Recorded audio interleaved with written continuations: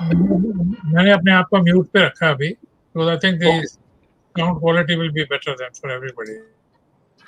Good evening, friends. A warm welcome to all.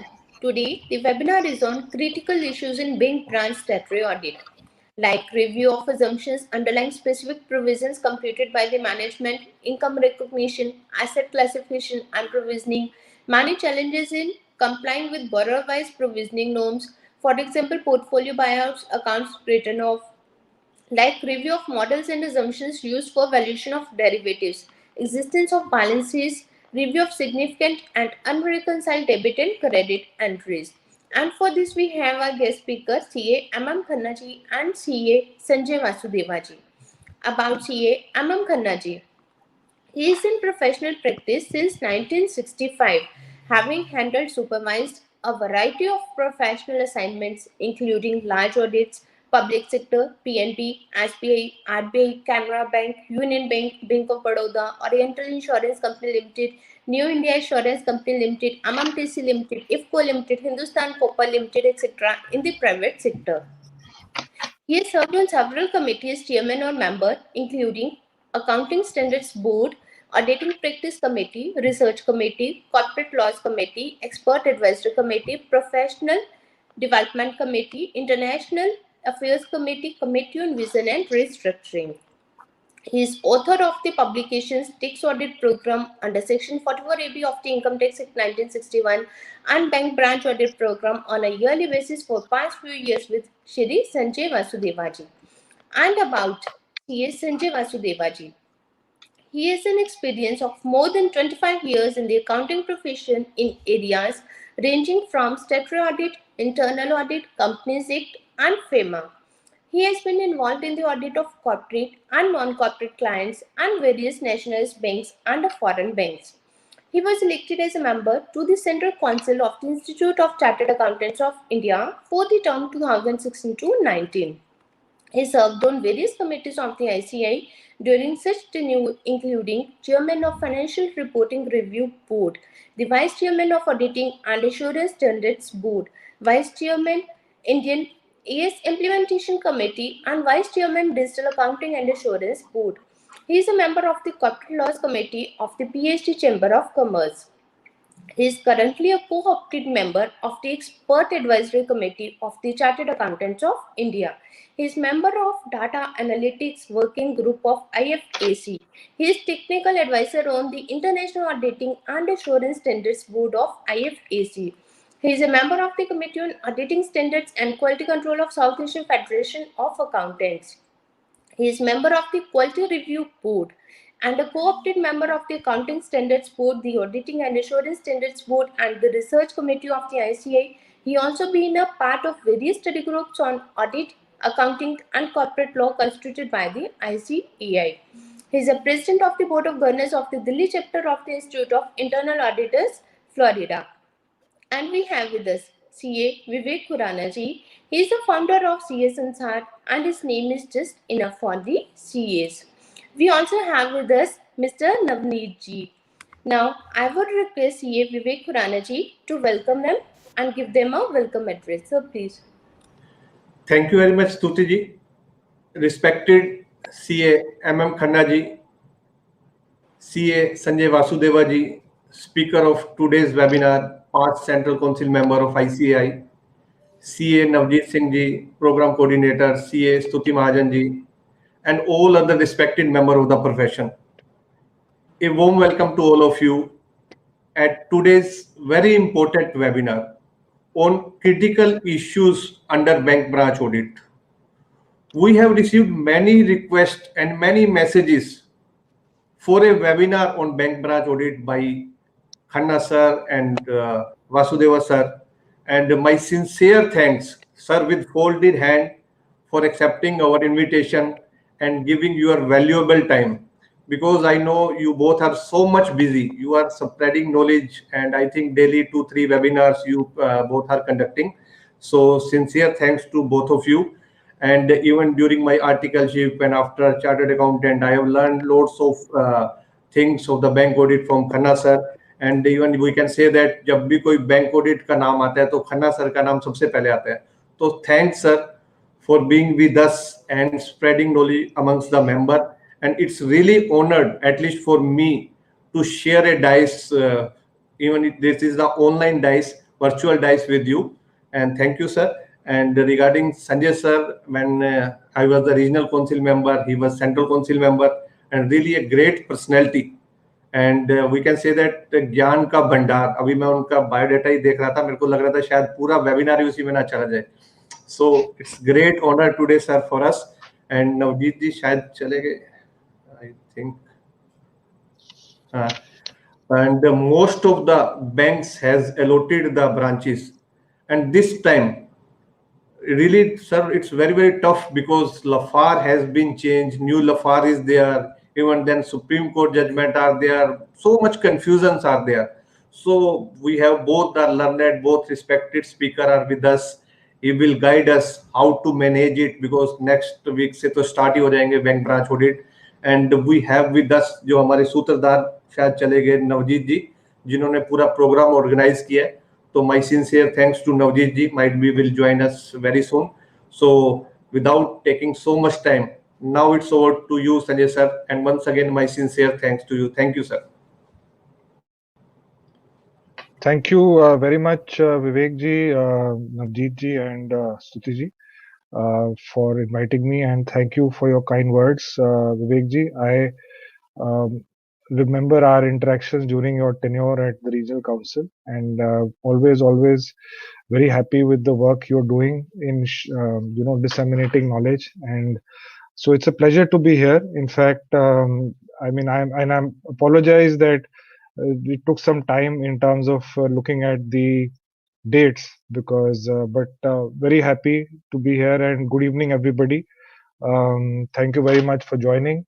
And I am also, as always, grateful and blessed to have MM Khanna sir, my guru, along with me, from whom I have learned almost every aspect of bank audit. And we discuss even today on almost a daily basis when during this time on critical aspects. So Khanna sir has been designing the audit program for many years, and I have had the opportunity to contribute there. That audit program also will be shared with all of you, and Khanna sir will share some intricacies or some aspects of the audit program. So how we have designed the presentation is that I will take you through. Am I audible, Vivek ji? Am I audible? Yes, sir. Perfect. Okay. So just checking on that. So how we've designed the presentation, I have will take about 1 hour 15 minutes to maximum about 1 hour 30 minutes, and then Khanna sir will come in with his thoughts on some specific issues on merger of banks, issues arising there, certain fraud prone areas, certain other operational areas in the bank branch audit. I will be pausing. Normally that's what I do. I do pause during the course of the presentation and take questions. So twice or thrice I will do that. Vivek, that is okay, or we can take questions towards the end. What do you suggest? As per your wish, sir. No issue at all. Fine. Okay. So we'll proceed. So we'll proceed ahead, and this, friends and colleagues, this is it's been a difficult year. It's been a very I would say trying year for all of us, and I hope all of you are doing well in the aftermath or even the continuing of the pandemic. Challenges have remained businesses, profession, but we continue to work, we continue to do our best, and I think that's how I would like you to view this presentation. It's an aid, a guide, maybe just a recommendation or suggestion for you to carry out certain processes in the manner in which I would be outlining. So let's look at the context, the presentation overview, just to give a context about the banking industry. Then how we prepare for the bank branch audit, also referring to the audit program. Some of the key developments in bank audit, this this year.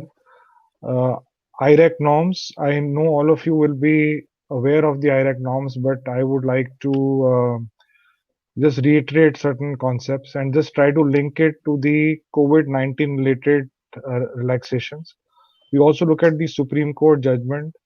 We look at some restructuring aspects which are permitted, and then we will see what all of these taken together, what is going to be the impact and how the auditors need to look at from a reporting perspective. So as I always do, I would take a quote from a renowned personality, and here the Honorable First President of the Institute of Chartered Accountants of India, Mr. G.P. Kapadia, sir, who talked about the value of the seal of a chartered accountant, and he said that it's a hallmark of which would inspire confidence in the minds of all concerned as certificated by a person fully competent in holding a charter from the supreme legislature of the country for the purpose. So he outlined clearly what is the role of the chartered accountant, and today it is so very true, even in today's day and age, where as chartered accountants, despite all which is going around us, we are um, asked upon to perform our duties, our carry out the engagement, and to the best of our ability, and still do a great job. Regulatory oversight is increasing. Expectation of society is increasing. Risks are also increasing, but we've got to keep at it. So Vivekji, is the presentation visible? Yes, sir. Do it in full mode. That's it. Press. No, so I have it. No, I have moved to the second slide, and I'm not able to see that. Sorry, Sanjay, the slides are not moving. Yes, Yeah, sir. so You are just still on the one first second. page of the No, slide. so that's what I was thinking, because I saw. I will stop sharing and I'll share again. Just one second, okay? Sure, sir. Okay.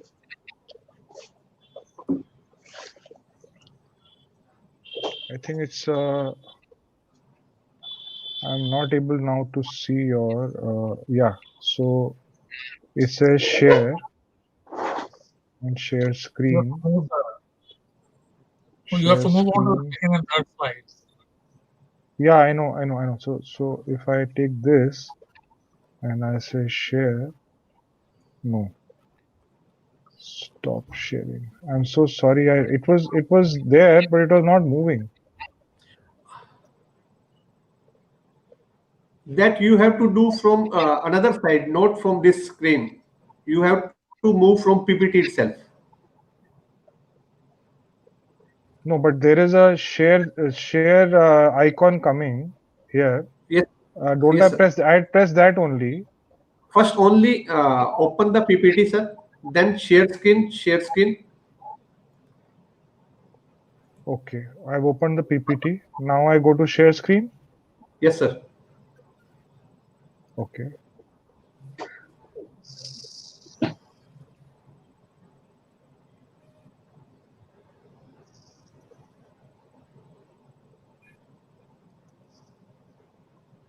No, it's not coming. Vivekji, I'm sorry. Yes, it's there, sir. Yes, sir. Now open PPT. Now coming. Yes, sir. Open PPT. Perfect. Okay. Yes, sir. Yes. Okay, my apologies, sir. Yeah, perfect, sir. Yes. Okay. Now is it moving Yes. ahead? Moving. Yes, sir. Yes.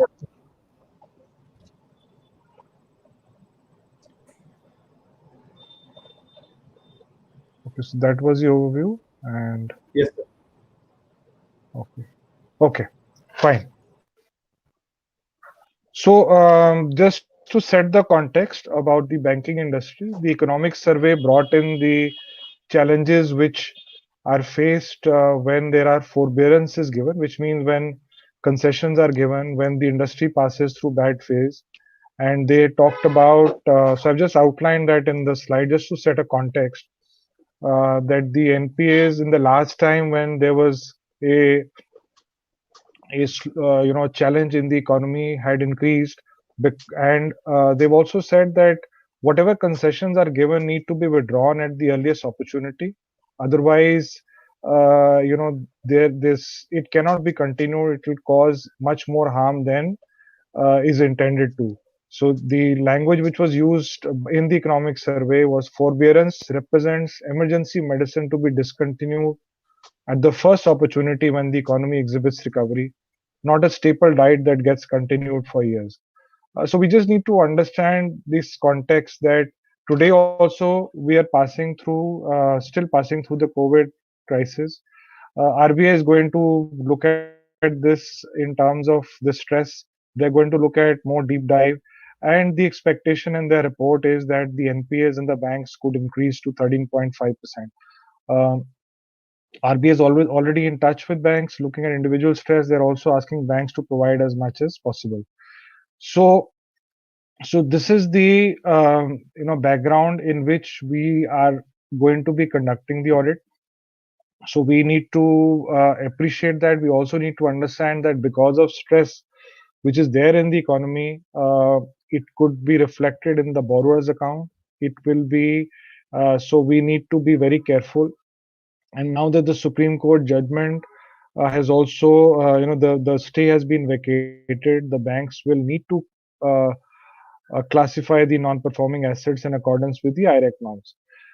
So we need to be aware of underlying stress. We need to be aware of ways in which banks may still not classify non-performing assets in the manner in which they should be.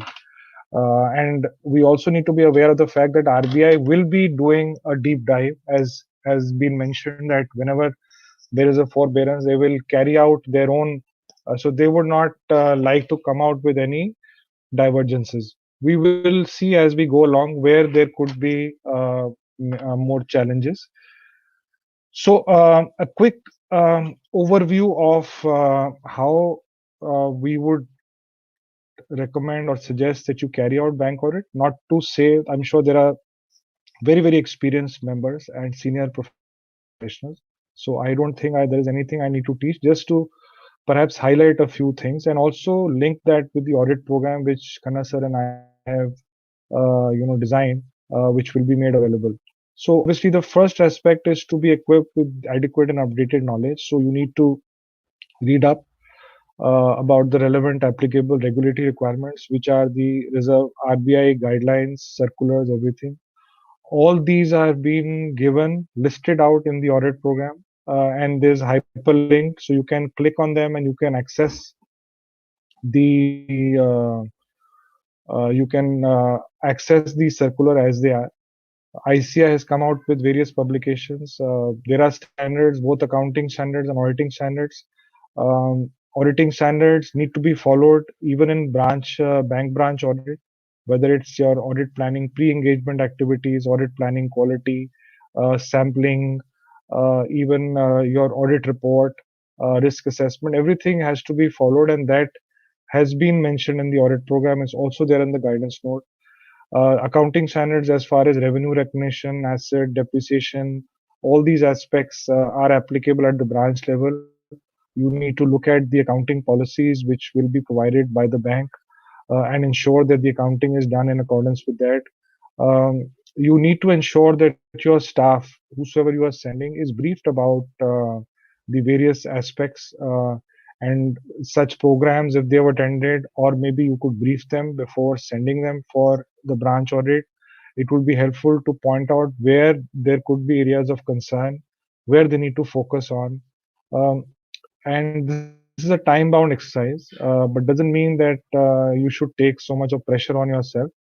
The audit program, as Khanna sir will also outline towards the end, is designed in a manner to give you ready-made material on your communication with the branch, seeking of information, carrying out audit in the form of an audit program, even documenting that, management representation, management, uh, even your reports. Everything has been structured to give you uh, absolutely ready-made material, which you need to, obviously, one needs to put in that much of effort to see to what extent it applies to the the audit on hand will help you to carry out the audit.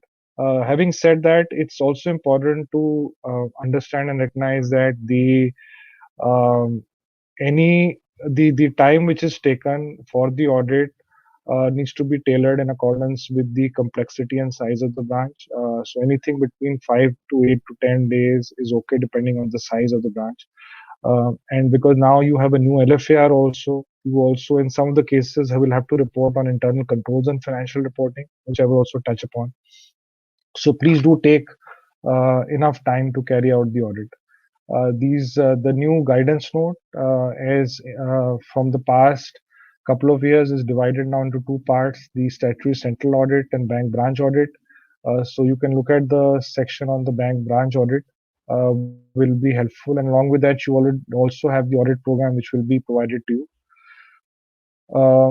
Some basic aspects again, some special attention issues when you carry out the bank. Just don't jump into carrying out the audit. Need to spend some time in your planning and basic analytical procedure. Looking at the previous year figures, looking at how the interest relates to the advances interest income, how the interest expenditure relates to the deposit, are the ratios okay? Is there a consistent trend? What is the position of the NPAs? Has the NPA previous year and this year, has it gone up? Has it gone down? Is it is it on account of restructuring? Is it on account of payments being received? Is it because accounts have been transferred to an asset recovery branch? So once you have this basic sense, which sectors have gone up, are they ones in the stress? So some basic aspects which again have been mentioned in the audit program will help one to plan out better and to focus. Along with that, a in understanding, a review, a detailed study of the previous year audit reports, the LFAR, RBI inspection, if it has been carried out, concurrent audit and internal audit will provide you cues and information in terms of what are the focus areas, what could be the risks, are there accounts which were mentioned last year, which were borderline, were there any adverse features, have they been covered, what impact does it have today? So those are very important to really understand. Are there matters which have been pointed out by head office auditors? Is there something which is under monitoring? So these are helpful cues, because, or if there is something you find in the media about an account or a group which has an account in the branch which you are doing, or there is any other aspect which you find out. So that is important to keep updating, because sometimes information is at a premium. You may not come to know, or the branch may not provide you the full information. The understanding what is the structure, the decentralized action at branches, what the branch is responsible for in terms of sanction, appraisal, monitoring, in terms of sending. So that's it's important to understand, so that you can then see how you can dovetail your audit procedures in that way. Very, very important to understand the daily exception reports. So all banks are on CBS, and there is a facility for taking the daily exception reports.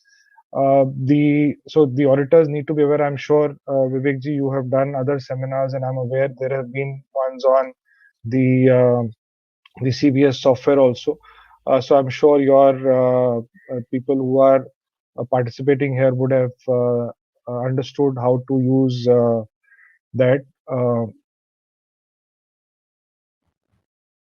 There is yeah. So that in terms of the daily exception reports, there are obviously our focus should be on identification of NPAs, also identification of potential NPAs, and these lists are generated on I think a daily basis. So you can look at the ones which are there in February, maybe a week or so you look at the SMA reports. Now you have SMA. I'll just cover that. The special mention account reports, and try to see what has been done towards the end of the year. Perhaps there could be a challenge because of the moratorium, so the exception reports may at that stage not be showing that as a not performing asset. I'm not sure how the banks would have dovetailed it into the software. You need to be aware of manual interventions if there are coming. There could be some cases. What happens is that the branch, in exceptional circumstances, is given the option to move an account to manual mode also, where it is being monitored at the highest level, and the system will not, automatically classify that as a NPA. Then the branch also carries out. They have the option of carrying out or making some entries which will uh, may not allow the account to be classified as a non-performing asset. I'll just cover that also. We need to be aware and cognizant of the fact that when there are changes which we need to make, which we need to make at the oh, there is one. Sorry. Okay. Yeah, I've done that. I just saw a message saying that I should hide that. Yeah. Okay. Thank you very much, Hirinji. So memorandum of changes is important because that you are going to communicate because the branch has been closed. So whatever changes are there is communicated through memorandum of changes. Now, ordinarily, the memorandum of changes has to be agreed between the auditor and the auditee, which is a branch incumbent, and may not require a qualification. Many years back, when the audit report did not have an other matter paragraph or under 706, any and every memorandum of changes was the language which was given was subject to. But now, because it is to be signed off, it is in a lot of cases the reports have to be uploaded into the system. The requirement now from the institute is that this will go in the form of an other matter paragraph, and it is more like a an additional information which you are giving with regard to the report. But at times when there are disagreements that your MOC is not being accepted and you still need to pass the MOC, then you can do that you can have a printout done, you can send it out with your report, and then it will be a subject matter of qualification because there is a disagreement with the branch. The long form audit report has changed. There is a lot of changes, and I believe, Vivekji, that there has been a separate session on the long form audit report, but we will touch upon some of the key aspects just broadly, and if there are any major queries, we can take them towards the end.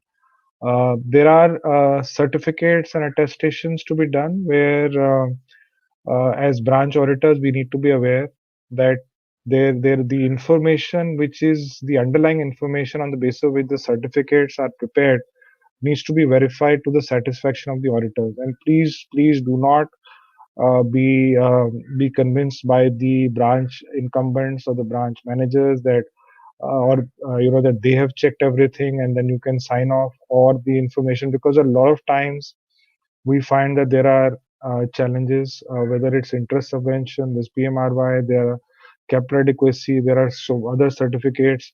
Uh, yeah, so there could be aspects where the data is not available, data does not tally, the year will not tally, the eligibility is not there. So please be sure that you have actually verified. If you are not able to verify, there is an option of either qualifying that certificate because the institute guidance note does permit you. Even the format of the certificates, please see that those are in accordance with the guidance note.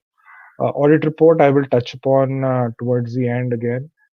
Then the as I mentioned, the audit program covers various aspects which are required for carrying out the audit, such as the engagement letter, the letter of requirement. The letter of requirement covers in detail headwise what information you can seek from the branch for the purpose of the engagement. Uh, then so it will not only act as a guide for you in terms of getting all the information, it will also help in building your documentation. The audit plan, in terms of, as I mentioned, once you've had a broad look at the branch, numbers in terms of the structure of the branch, what business does it carry out? Is it a retail branch? Is it more deposits? Is it advances? Um, you can formulate an audit plan in terms of who are going to be, how much time you will take, which person will do which area, how it will be supervised, and the audit program will be helpful in carrying out as we have given. You may have your own audit programs. Please, so there is no compulsion, but our audit program could be very helpful in assisting you in carrying out your audit along with documentation of what is carried out at every stage. Management response to audit requirements should be taken along with management representation, not only for a general representation, but also specific ones for asset classification where the branch is representing something and you are convinced, and there is an additional information which they're giving by way of a representation. Please do take those representations. So moving on, this is what the broadly advances, no change. And in terms of classification, you have a sector-wise, security-wise, and prudential norms classification. The standard and non-performing asset, we are all aware. Under standard also, now there is a further subcategorization, and the LFAR requires the SMA, which are special mention accounts, which are technically not performing and not non-performing assets, but they are on the watch. So an account where there is a stress for 0 to 30 days is classified as SMA 0.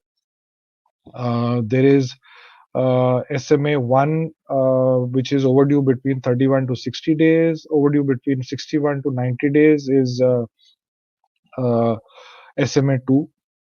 So they, and then obviously the non-performing categorization of substandard, doubtful, and loss.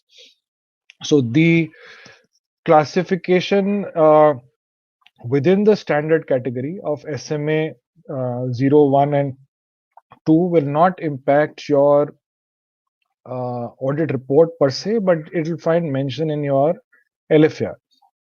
So that's something which we need to take note of. In terms of selection of advances, the LFAR now has laid down a new definition for large advances, which is in excess of 10 crores or 10% of branch advance portfolio, whichever is less. But they also require you to carry out verification of advances other than large advances. And in that respect, we have suggested certain aspects where there could be adverse comments, or there are aspects which are mentioned in the previous audit report, in the concurrent auditors report, inspection reports. There could be advances which have been upgraded, willful defaulters. Also, on account of the COVID related concessions, advances which involve restructuring, rehabilitation, renegotiation should also be looked at. So this will provide you a I would say a structured basis to carry out your to look at your sample, and you can obviously look at others also, but these ones definitely one should look at in terms of our sample size.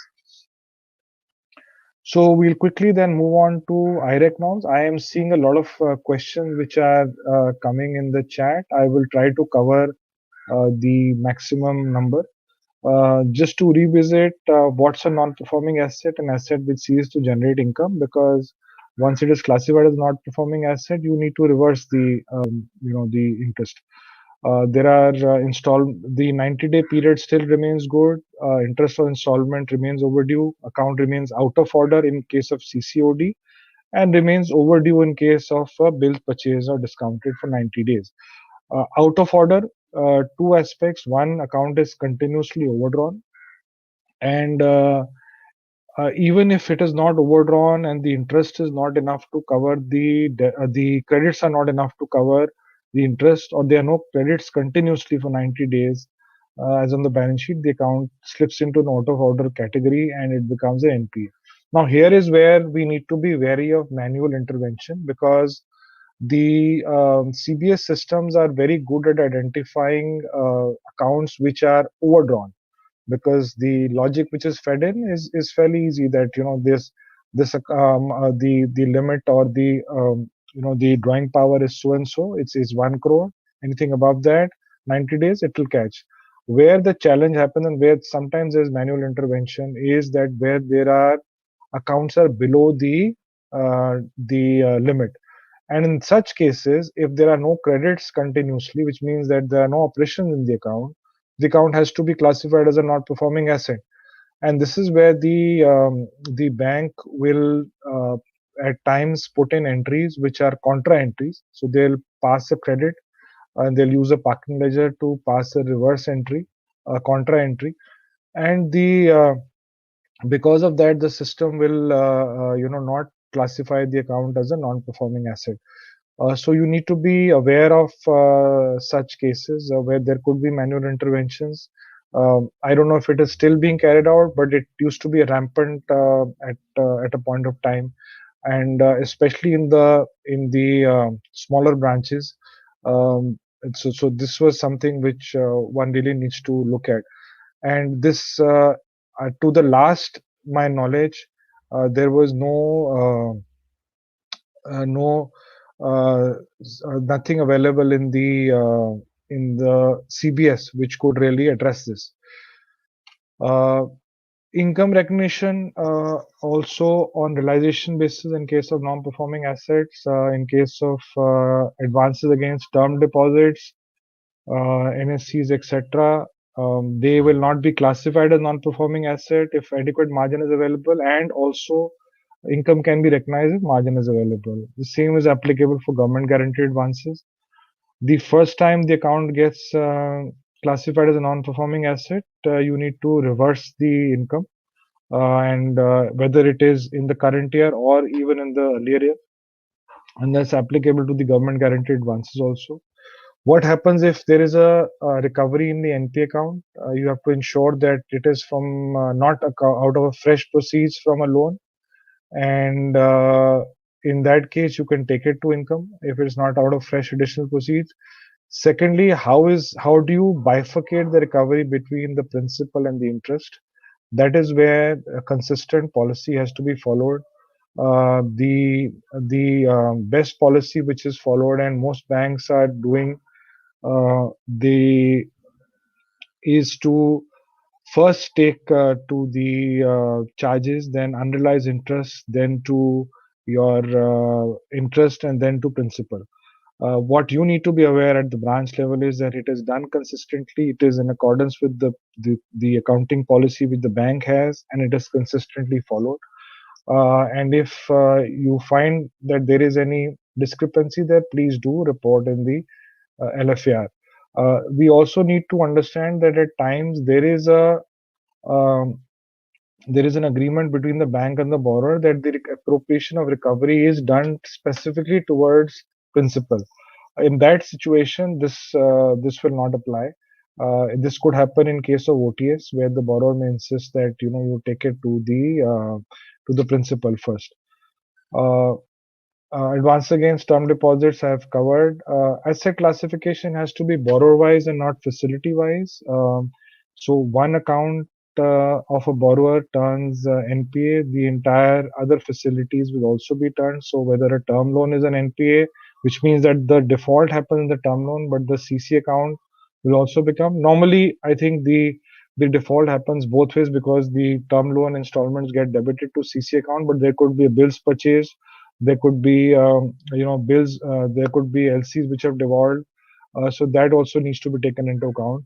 However, if there is a bill which is LC backed and where the borrower has not denied payment, or where documents have been unless the documents have not been received, the it can separately be parked. Otherwise, all accounts have to be classified borrower wise and not facility wise.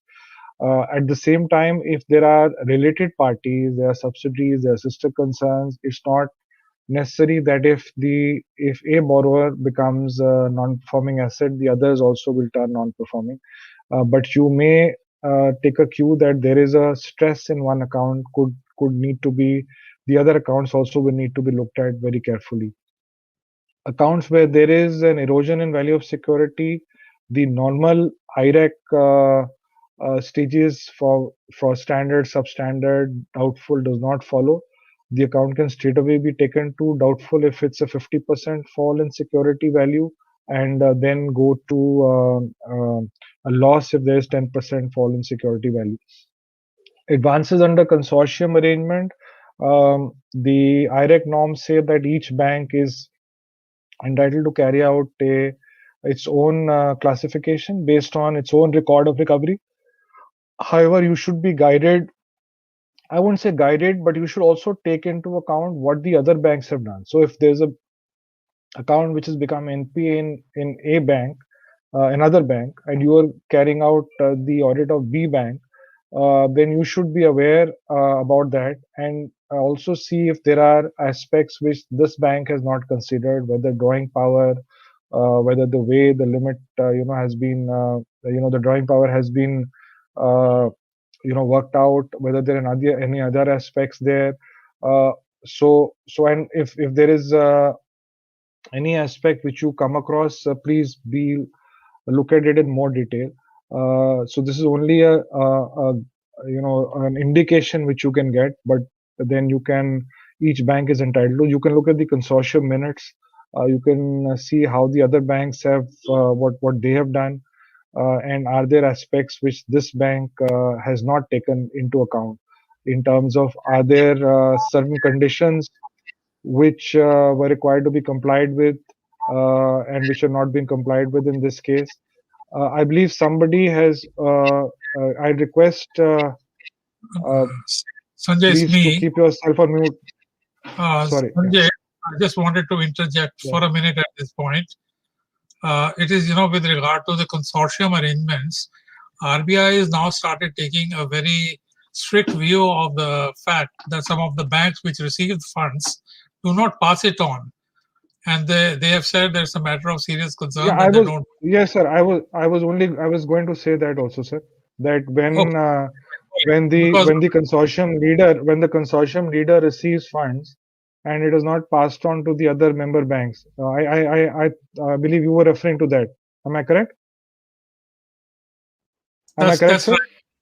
Yeah, you are absolutely right. So that is provided in the circular, and the RBI is also taking a very serious view of that. In fact, some of the cases we have come across where the banks have been following up and were forced to classify the account as an NPA because the money which was received by the consortium leader was not passed on to the member banks, or was not passed on fully, and because the 90-day period ended there, so the banks were forced to classify this as a non-performing asset. This was happening earlier. I'm not sure if currently also there are some situation like this, but yes, RBI does take a very stringent view on that. My suggestion to the auditors would be to ensure that they cover it up. If it's a material amount, they should cover it up in their MOC, because it impacts the interbank accounts. You see, because suppose there's an agreement, there's an interbank agreement to pass on the level of credits that they have received to the other banks. If they have not done, there's a breach of an agreement at that end, and I have a right to receive that. Had they passed the entry, my account would not have gone NPA. So the fact is that not only the RBI will take a view on it, I think the auditor should also take a view on it, that my balance is incorrect because of and it also impacts the interbank account with such and such bank which has not passed on the share. It's possible they pass it on the 3rd of April or 4th of April from that bank to this.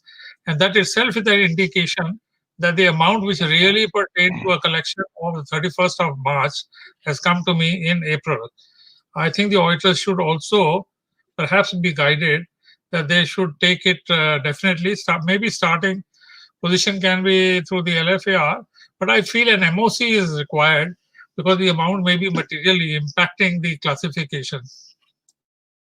Yes, sir. Point taken. And if 90 days, in any case, the RBI says 90 days. So definitely, I'm sure the auditors will take that into account. As far as government guaranteed advances are concerned, I covered that. And so there are some queries I'm receiving in the chat box. I will be covering to the maximum possible. There was one on moratorium. Yes, if there is a moratorium, and I will be covering the COVID-related moratorium separately. I think just going through the IREC ones and the COVID-related moratorium and all the concessions I will cover in great detail as I had mentioned. But yes, if you have a loan with a moratorium for payment of interest, whether those are educational loans, whether those are housing loans, they could be employee-related loans where there is principal to be paid first. So please do count for the moratorium period before you look at the classification of the advance. Some more, important aspects as far as the um, IREC norms are concerned. Cash credit accounts, again, are very, very important from a non-performing asset classification perspective. Term loans, you have a defined installment plan, but in drawing power, in cash credit, you have drawing power versus limit. You have a lot of aspects which you need to consider. In some cases, we found that the banks feed in drawing power equal to limit, so the drawing power variation does not get captured. Please be mindful of that. And if that is the case, then you need to point that out. That's a wrong system. How the drawing power is calculated, the drawing power calculation is based on, that now has to be reported in the LFAR also. There is a requirement for stock state, these inventory, debtors and creditors. So you work out the drawing power based on a margin on all these. The requirement also is that the stock statements are regularly received. If there's an authentication required, then they are authenticated. The margin or the period, for debtors, whether it's 90 days or 120 days, whatever has been laid down in the sanction letter. And as per the policy of the bank, there has to be credit policy which clearly mentions sometimes industry-wise how much period of debtors you will take, and then the creditors have to be reduced while calculating the drawing power. And this is where a challenge comes a number of times that creditors are not reduced or not reduced correctly. In times, creditors details are not available, and but look at the sanction letter, and if the sanction letter provides that, in couple of banks there is a requirement for um, determining an assess level of creditors when the sanction disposal takes place. There will be in such a case, the only the creditors over and above the creditors which are there at the assessed level are reduced. In some of the cases, we found that even that is not done.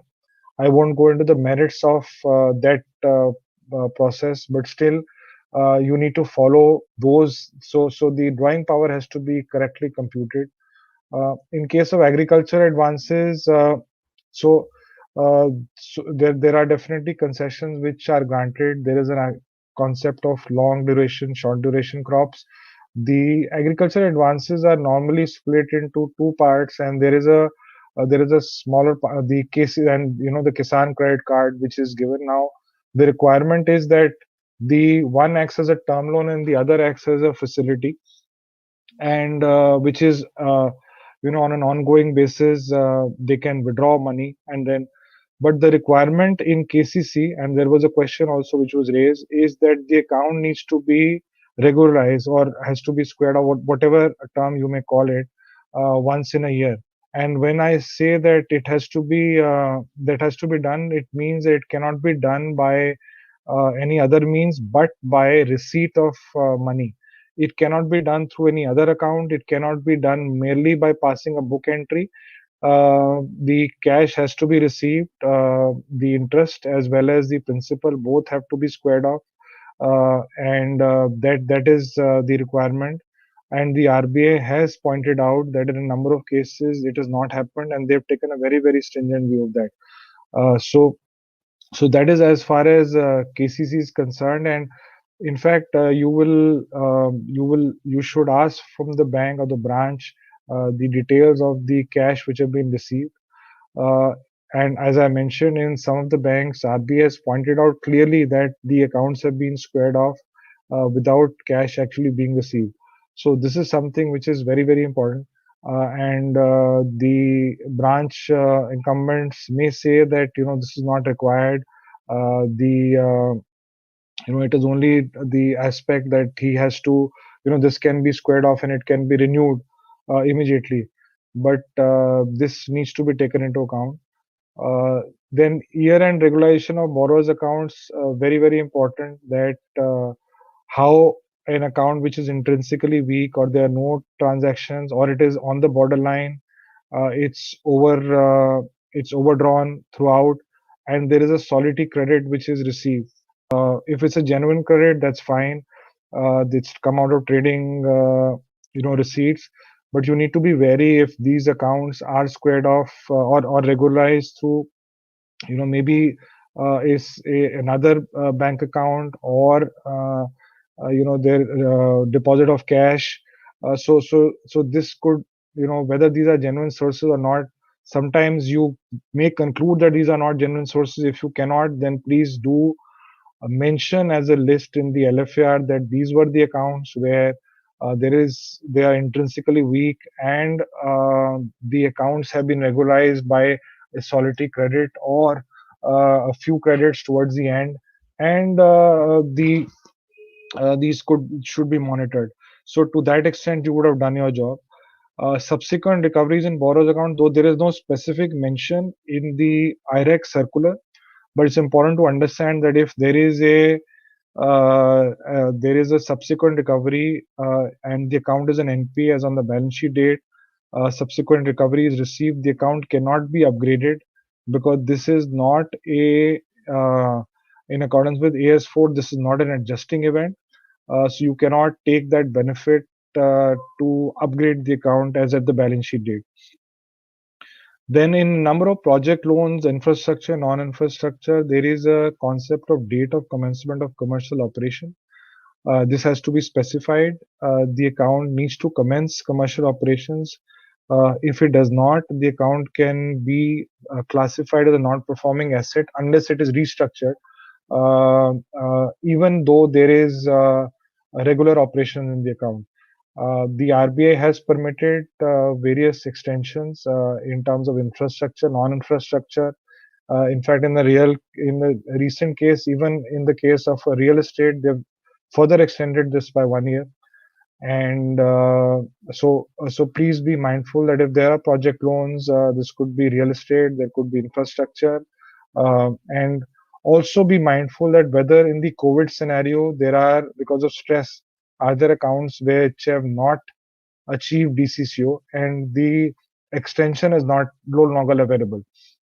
So there could be extensions which they've sought earlier, which could have expired, and in this year again, if so, those accounts need to be looked at. Please look at the IREC circular, and if the account is not being classified correctly, then you will have to ask the branch and do that. Appropriation of recoveries I've covered. Uniformity of asset classification also, borrower-wise I mentioned. So there could be temporary deficiencies in the account. For instance, where stock statements are not received regularly, especially in the case of large borrowers, where the RBI has said that the stock statement should not be more than 3 months old. 3 months old. And if the drawing par is computed on the basis of stock statements which are more than 3 months old, the account is deemed to be irregular. The account is deemed to be irregular, and if that irregularity continues for another 90 days, then the account can be classified as a non-performing asset. So this is something which we need to bear in mind, that there is no financial deficiency, or there is no financial issue, but this is a non-financial deficiency, which one needs to, non-monetary default, as they call it, non-monetary default. And the account can still be classified as a non-performing asset. The other temporary deficiency or a non-monetary default could be in terms of carrying out a review and renewal of the account. Now, there is a requirement that the account has to be reviewed and fully reviewed once every year. If that is not done, I mean, you can do a short ad hoc review, but it cannot exceed more than 2 times one, and you have to carry out a full review. And the banks, the branch incumbents were, carrying out rampantly avoiding a full review and still maintaining the asset classification. So the IRAC norms clearly state that if account is not reviewed and this continues for 90 days, then it becomes irregular, and again post 90 days further, the account can slip into the not performing asset category. RBI came out with a circular on 21st of August. You see on your right where they've specifically pointed out to this practice. They've asked banks not to desist from this practice. They've also said that please come out with a board approved policy in this regard. Ensure that you do not do this short or ad hoc reviews, and unless unless very very special circumstances, you bring it into the audit process also, whereby if there are aspects which are not done, then they are verified by the auditors. So it's become more difficult for the banks. It's not impossible, but still RBI has now given a lot of clarity in terms of what they expect the bankers to do. Then, in terms of quick mortality, again a requirement, a cause for concern by the regulator RBI, and also now requirement to report in the LFAR.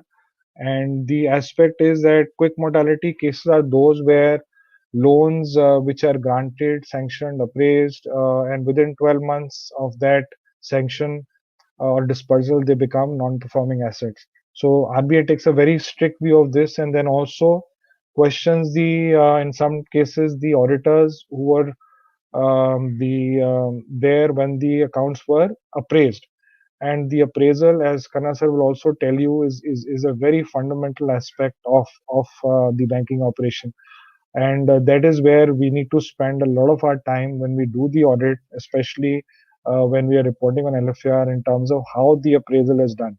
And so this will help in identifying those cases where appraisal has not been carried out, perhaps in the manner in which it should, and also uh, perhaps flag out cases which could tomorrow turn into quick mortality cases. Evergreening of loans, again, a big concern for RBI and always has been. My sense is that this practice may have decreased to some extent, but I don't know now in the COVID and related slowdown in the economy what the banks would be doing. Evergreening, as the name suggests, is evergreen, means that you are keeping the account green, keeping the account performing by whatever possible, whether by ad hoc sanction limits, whether by restructuring, doing restructuring from a prior date, or repeated restructuring, doing restructuring when the account is has already turned a non-performing asset and still not classifying. So these are aspects which one needs to bear in mind.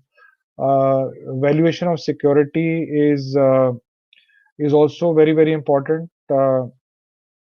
Again, question from RBI is that when the loan is sanctioned, the security value at that stage, and when the account turns NPA, there is a big variation. So they will question auditors that did you do your due diligence at the time the account was sanctioned? The security was valued. Was it properly valued? Were there challenges at that time? And proper market value was taken at that stage. A realizable value has to be taken when the account turns a non-performing asset, distress value when it goes into liquidation or insolvency. So please be mindful. And also, when there is a non-performing asset, then you need to take a valuation report once every 3 years. So that is also very very important. And in the past, there's been a huge fall in the value of securities. So please be mindful that the correct valuation has been taken in terms of the collaterals as well as the primary securities. So this is that circular which I was talking to. The ad hoc review, as you can see, I've underlined certain aspects about board approved policy. They talked about supervisory concerns, frequent repeated ad hoc review renewal credit facilities instead of regular review. They've talked about banks should avoid frequent and repeated ad hoc short review. They've also said that regular as well as ad hoc short review renewal of credit in their core banking system, management information system, and make them available for scrutiny as and when required by any audit or inspection by auditors and RBI. So they've tried to close in the gap which was there and the understanding of the banks also. The provisioning norms, no change. Quickly, the substandard asset 15%, additional provision if there is a ab initio, one determines that the security value has fallen. Other cases, doubtful 1, doubtful 2, unsecured portion 25% and 40%. This is without taking into account ECGC guarantee cover and securities available. And if there is a guarantee, so you need to understand if there is a, sometimes there could be a guarantee, but that guarantee could may not have been, the guarantee may not be there, or the guarantee has been refused by the guarantee institution. If that be the case, then you will need to carry out the provision, compute the provision, taking that into account. Quickly on the restructuring, because I will cover the restructuring what is available. So principles of restructuring in the IRAC norms, that banks are permitted to reschedule, restructure, renegotiate. This is what is restructuring. Restructuring is also done if there's a financial difficulty. If formal consent application of the borrower is required, you will establish a financial viability, because obviously you cannot do it with a reasonable certainty of repayment. If the borrower is going through a difficult period and the cash flows are impacted, then you need to be aware that, okay, so not in 3 years, then in 5 years, what's going to be the plan, what is going to come out, so that financial viability broadly has to be looked at by banks which are doing the restructuring. The IRAC norms has stated that an account will be classified, any standard account will immediately be classified as substandard account asset upon restructuring. And the specific concessions which come in are all designed to ensure that the account does not slip into a non-performing category. And they say that you can retain the asset classification benefit if certain conditions are maintained. So, for instance, the COVID related concessions also have certain requirements. The MSME restructuring also have certain requirements. So these are the projects that I talked about, the DCCO in more detail, which you can see in terms of the extension which is available. Now, coming to the key developments in this year, I can take a pause here, Vivek ji, and maybe look at some quick queries if there are. I have seen some I've already answered. So should we take a pause and then we'll move on to the COVID related concession? As per your wish, sir, if you can give answer of few of the queries, then later on we'll get. Yeah, so KCC I've covered. Creditors above CMA level only to be deducted where the bank has an assessed level of creditors situation. Yes, they have to be deducted. Supreme Court decision I will be covering. Once I've covered all these aspects, then I'll try to link. Interest on interest should not be charged, but if interest can, yes, how should same be treated? Definitely, that also I'm going to be covering. Submit stock statement, book debts late. There is no system to track when it's received. No, it has. There has to be a system in the CBS. It has to. So there is a requirement to mention the date and everything. It has to be recorded now. So you cannot say that it is not. In fact, earlier there used to be a manual register, and in the manual register you could still play around. But now in the CBS there is no option. It has to be mentioned. So you can check from there. There are 2,500 accounts, and no one is large account as per norms. What percent in your opinion can be the sample size for the audit percent? No, but then you'll have to see that. So the requirement was 10 crores or 10% of the branch advances portfolio, whichever is less. So if it is not 10 crores, then 10%. So if it's a 1 crore branch, then 10% of that 10 lakhs will have to be taken. So those and plus that will be the large advance for that branch, and in addition to that, you'll have to take an additional branches also. How far away the bank allotting statutory audit from the registered office of auditor, that I am not aware. It depends on the availability, and some branches have been given to auditors which are not close to their offices. Benefits MSc are allowed to traders unless you are uh, so if it's an MSCME registered, because now it's a turnover as well as investment in plant and machinery, you will get that benefit, and I will cover that MSc also. Hindi language hoti to acha hota. My apologies. I sometimes sir people say इसमें that मैं because sir नहीं इसमें मैं ये नवजीत जी बोलना मैं चाहता हूँ सर normally I try नहीं to mix, but मुझे कुछ feedback मिला that नहीं there नहीं may be people who are हाँ from नहीं नहीं South India who may attend. That was the reason for that M S I for MSME trading Navjeet unit ji are अभी not allowed Navjeet ji no अभी कर no they लेते हैं, are एक बार answer दे दो, फिर कर लेते हैं। हाँ, यस यस। हाँ हाँ नो सो ट्रेडिंग अगर आप उसको ट्रेडिंग वाला देंगे तब एमएसएमई में नहीं आएगा नवजीत जी, यस बिल्कुल वही ठीक है बता रहे आपने थे अगर नवजीत जी, एमएसएमई वही बता रहे थे। रजिस्ट्रेशन हाँ, एमएसएमई नहीं रजिस्टर्ड है इफ एन अकाउंट स्लिप, ये मैं अभी कवर कर लूंगा जब when I cover the supreme court decision. And if anyone has obtained a CC and has been serving interest, but he has routed all transaction from his CA account open, can such CC account be classified as a uh, so technically, a very good question, Gaurav. Now you are not permitted because the current account you cannot have in another account. I don't know how that has been, permitted. But if the transaction is not being routed, you are saying has obtained a CC limit, has been serving interest timely, but routed all transactions from his C account, another can such. So then how is the transaction? There are no credits in the account. So there could be a weakness. Technically, he served the interest. You may not classify this as an NPA, but you can mention this in the LFAR. Vishal, are there any certain parts which the auditor can check to whether some tinkering has been done with accounts to evade it from becoming NPA? I did cover that, Vishalji, in when I talked about uh, the aspect about manual intervention. Sometimes also what can happen is the classification of the sector. So an account which is agriculture may not be taken to be an agriculture, and the benefit is taken for the crop season because it is in a rural. That could be one thing. There could be security value which is not correctly fed in. Carry forward of the NPA date, carry forward maybe the sanction date sometimes is not correctly taken. Drawing power computation is a key aspect in cash credit accounts. So these are some of the parameters which you can check.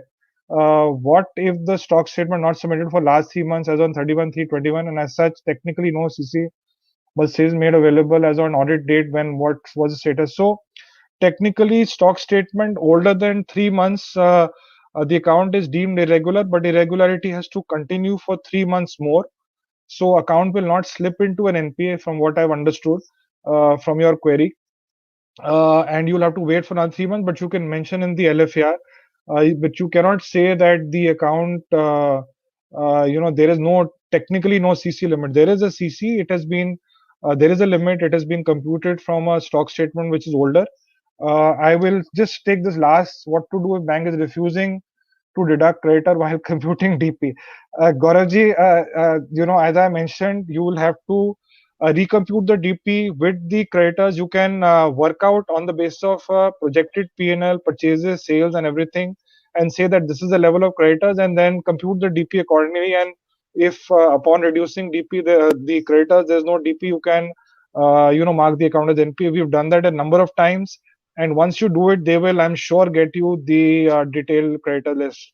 So that is what we sir will do. And sir one question from my side about insurance Hanji. policy, under value of insurance or in insurance policy, no item, the item written is against stock statement. What is the effect on NPA or So edit norm for? insurance policy can only guide you, Navjeet ji, that if the insurance policy, if the insurance has, there's a wide variation whether the stock which has been taken is correct or not. But insurance policy by itself cannot determine the NPA status. So I think I'll take I'll Okay. close that Q&A now and then move on, Vivek ji, if that's okay. I think I've Sure, then sir. a lot of the questions now are bordering on the concessions on this COVID, and as far as the RBI, the Supreme Court decision, which we will then consider. So great. Thank you so much, everybody, for such wonderful, questions and having your interest and keeping me also engaged. So we'll move ahead. The key developments, bank audit, and I'm there. I can, whatever questions have perhaps not been taken, we'll try to cover towards the end. But I have a hard stop at about 6:30. Yes, sir. Khanna sir, you want to say something? Going back to only that issue of insurance, I must say that, Yeah. look at the risk to which the bank is exposed in case the policy is higher or lower than the amount that ought to be, insured. Suppose the policy is for 10 crores and the stock value is all the time only 3 crores and declared as 3 crores anywhere else. So that over insurance means that the bank will be at risk equal to the amount of the cover they will not give. They will not give you that money to the extent of 3 crores if a loss takes place, because the amount is your contribution there. If it is underinsured on the basis of facts and you're in your own judgment, do bring that out, because if it's underinsured, that means to that extent the amount is unsecured. Thank you, sir. Thank you very much. You've gone on mute, sir. Yeah, I've gone on mute, yes. Okay. So now we will cover the benefits which were extended by the RBI during the year on account of COVID-19, then the order of the Supreme Court, and we will then see, looking at the IRAC norms, these concessions, and the Supreme Court order, what the auditors will need to do, what the banks will do, and what the auditors will need to do. Then we'll also quickly cover the additional reporting requirements and the new LFAR. As I mentioned, I've already covered the key aspects. I believe you've already had a discussion on that, Vivekji, so we will not cover that in detail. So these were and I'll also cover the MSME restructuring, circular. So the COVID-19 related circulars, the first circular which came out in March, which was applicable last year only, where there was a moratorium given for term loan installments, interest payment for both term loans as well as for cash credit accounts, and a 90-day window was given from 1st of March to 31st of May, where this additional time was given for payments to alleviate the COVID-related stress. Then on 17th of April, because this circular did not explicitly clarify or conclude that whether this concession which was given could also be considered for the asset classification benefit under IRAC norms.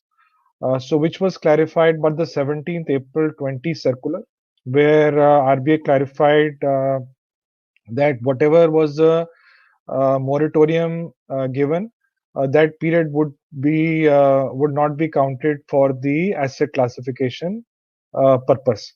Then there was another circular on 17th of April which talked about the large advances, where there is a certain time period, 30-day window for them to take decisions in terms of moving to a resolution plan or restructuring, and that 30-day period was also extended by 90 days. And wherever there were plans, the resolution plan were also worked out 180 days, additional 90 days were given. 23rd of May, RBI came out with further relaxation on the 27th March circular, where the 90-day window period, which ended on 31st of May, was extended to August for another 3 months, June, July, August. So which meant that there was now 180-day extension which was given. And similarly, then 23rd May, the aspect about the resolution of stress asset was also further extended by another 90 days. On 6th of August, RBI came out with a restructuring circular, where they talked about other than MSME and agriculture. So this is the summary of the circular. Now, let us see quickly what in detail, as I mentioned. The 27th March circular talks about rescheduling of term loan working capital facilities, also easing of working capital financing, which means if you look at the bottom of the screen, recalculation of drawing power, and in respect of term loan moratorium, 3 months for installments, and interest continue to accrue, but you don't have to pay the interest. Same in case of working capital, deferment of recovery of interest, and accumulated and accrued shall be recovered immediately after the completion of this period. So that is where the interest or interest issue came up. Now this was, as I mentioned, was extended by another 3 months till 31st of October, 31st of August. Uh, and then the asset classification benefit circular which came in, where they said that this you will not classify it standard, also SMA, and this period will be excluded for the purpose of asset classification. And obviously, there was an additional requirement for provisioning, and they also said that the accumulated interest which was being deferred, that was the total interest actually, whether it was whatever interest was not being charged, and including the interest on interest, would be parked in an FITL and which shall be repayable not later than March 31, 2021. So that was what was with regard to the FITL. So banks have created FITL, and those should have been recovered or provision, and accordingly one will look at the accounts being classified as a non-performing asset if those have not been. So we'll see what the Supreme Court decision then meant. Then the restructuring benefit. So in addition to the deferment, there is a restructuring possibility where the banks have to evaluate in terms of borrowers having exposure more than 25 crore. There could be personal loans, there could be other exposures, and so these were the ones which had to be standard on 1st of March for more than 30 days. Then there was a time limit in terms of the invocation, and the last date of invocation was 31st of December. There were certain criteria for that. MSME was not covered here, and here as I had mentioned, if you recall what I told about the fact that the asset classification benefit would be given in case of restructuring, which meant that the account will not slip into the NPA category if the account was restructured, which was a carve out from the normal IRAC provisions. What is a resolution plan is reschedulement, conversion of interest accrued, and the moratorium period subject to a maximum of 2 years.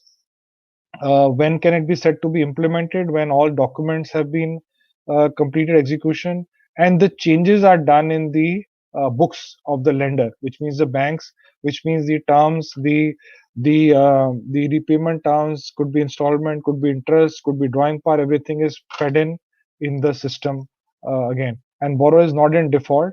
And obviously, if the borrower slips into default, then the account turns a non-performing asset. And so these are some of the aspects in the COVID-19 related stress, the restructuring. These were with regard to the large accounts. As I mentioned, this was a 19 circular where there was a 30-day window available. There was a timeline for 180 days for implementing. These were deferred by 90 days, and then again there was a second deferral as we saw earlier. MSME has been getting relief since 2017. Again, earlier there was an asset classification benefit. The scheme was extended. Then there was a one-time restructuring on 1st Jan 19. There was one on 11th February 20. Then on 6th August 2020.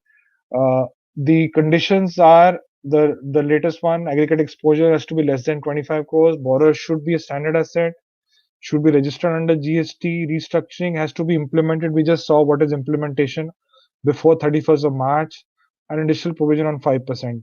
Importantly, accounts which are restructured in terms of circular dated 1st January 2019, 11 to 20 shall be eligible for the scheme. Last date for invocation is 31st of December, and resolution to be implemented within 90 days from date of invocation. Now, so so these are this is what is MSME. Now there is a registration which is required, both manufacturing and services. Navjeet ji, you're right, trading is not covered. The investment, micro, small, medium investment is less than 1 crore or 10 crore or 50 crore. Turnover is less than 550 and 250. And then you are eligible, you are registered, you are eligible for the MSME benefit. These are the earlier circulars for the benefit. It will be there in the presentation. Now coming to the Supreme Court decision, the earlier interim order was on 3rd of September, where they said that they passed an interim order saying that no accounts which are not declared NPA till 31st August shall not be declared NPA till further orders. So which meant that the dispensation or the forbearance which was there till 31st of August, accounts thereafter also could not be classified as NPA. And this position was there till 23rd of March. However, banks were not classifying the books, but were carrying provision on a basis outside the books and disclosing that okay, if these accounts turn NPA, if the Supreme Court relief was not there, these would be the NPs, and this would be the gross NPA, this would be the net NPA, and this would be the provision. Now, with the Supreme Court having vacated the stay, so there are two important parts in this judgment. The first is with regard to the declaration of the account as an NPA. The second is the interest on interest which the banks were charging, because when they gave that moratorium, the interest was not to be paid, but interest could be deferred. But the interest was parked in the FITL, and then because that got added for the purpose of calculation of the interest, it got added to the principal. There was an interest on interest. So the Supreme Court has said that this amount cannot be charged by the banks. The principle which they have mentioned here is that because it is in the nature of a penal interest, and this is no penalty for a relaxation which was given. So the banks will have to comply with this. There is I don't think the banks have any choice. The government is they are in discussion with the government. The IB has approached the government, but we are not sure if the government is going to provide a relief, which they did for cases which were below 2 crores, where the Supreme Court had said earlier that the accounts would be the interest could not be charged, and so the government came out with a relief, and that amount was dispersed to the banks already have passed on that benefit to the borrowers and will recover that from the government. So now we have the Supreme Court decision. We are aware about the dispensation which was available. So let us now look at the first part of the judgment, where they have said that the accounts will not be classified as NPA. They had said earlier that the account will not be classified as NPA. So take a case where there were the account was SMA2 in February. Now, when the RBI circular came in, the account could not be classified because of the RBI, and there was a dispensation. There was a moratorium which was available. One installment was due, and that time froze for those 3 months, then 6 months. And the account, even if one installment was not paid during that time, and then the Supreme Court judgment came in, so whether it was September, October, November, December, January, the accounts continued in the manner of not being classified as a non-performing asset. Now, with the stay being vacated, this period of the after August, that benefit is no longer available. So the account which was SMA2 in February slips into an NPA category upon completion either at September end or beginning of October. Similarly, if it was SMA1, then it will become an NPA in November.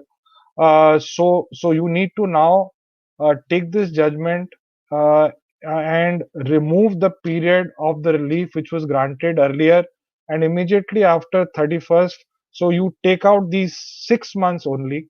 So you take the default which is occurring from the date of the default till 1st of March, thereafter post 31st of August, to see if the account slips into the NPA category or not. So this is the first part of the judgment.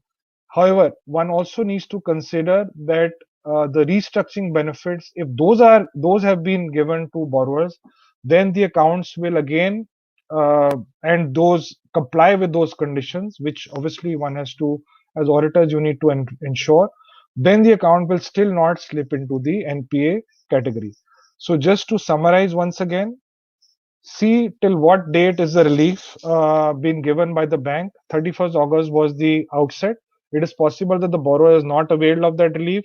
It is possible that the borrower has been making payments, and those borrowers could also turn NPAs. But if the relief has been given till 31st August, immediately thereafter, whenever is the due date, the account will turn NPA, looking at the interest non-payment or the overdrawing, or the aspect about the term loan installment not being recovered. The other part of the judgment is with regard to interest on interest, and this is something which, as I mentioned, the banks are still working out. My sense is that the banks will reimburse to the borrowers. That is the sense which I have. The total amount is in the range of about 7 to 8,000. Somebody is saying 7 to 8,000. Somebody has said it's more than 10,000 crores. Each bank is going to work out. It is possible that the banks will have to take a hit on the P&L when they reimburse this, unless RBI comes out with a relaxation or a circular, or the government comes out with a. But this will be available uh, in some period of time. It's possible that the final decision on this is not uh, reached by the time you can close your branch audits, and it could be something which is dealt at the head office level only. So it is best to point this out, and I'm sure the central society auditors will be providing guidance. The bank will also mention this, so there has to be a reference in the report. As of now, because this just recently came up, we are also not clear. We will communicate to you. I think there is something which Khanna sir and I have worked out, but I'm still need to look at that in terms of the latest guideline. But yes, there will have to be a reference. One, there has to be a query which you have to raise to the branch in terms of how they have dealt with this. Second, how you have to deal with this in the report also has to be looked at. So this, I hope, will clarify the position and the lot of queries which I received on the chat with regard to the Supreme Court decision and the. But we can still take if there are other aspects, and I'll Sir, go through quickly. my And one query is as I about, was, sir, Navneet, sir, I will take. Let me just conclude this okay. now, and I will take the queries definitely.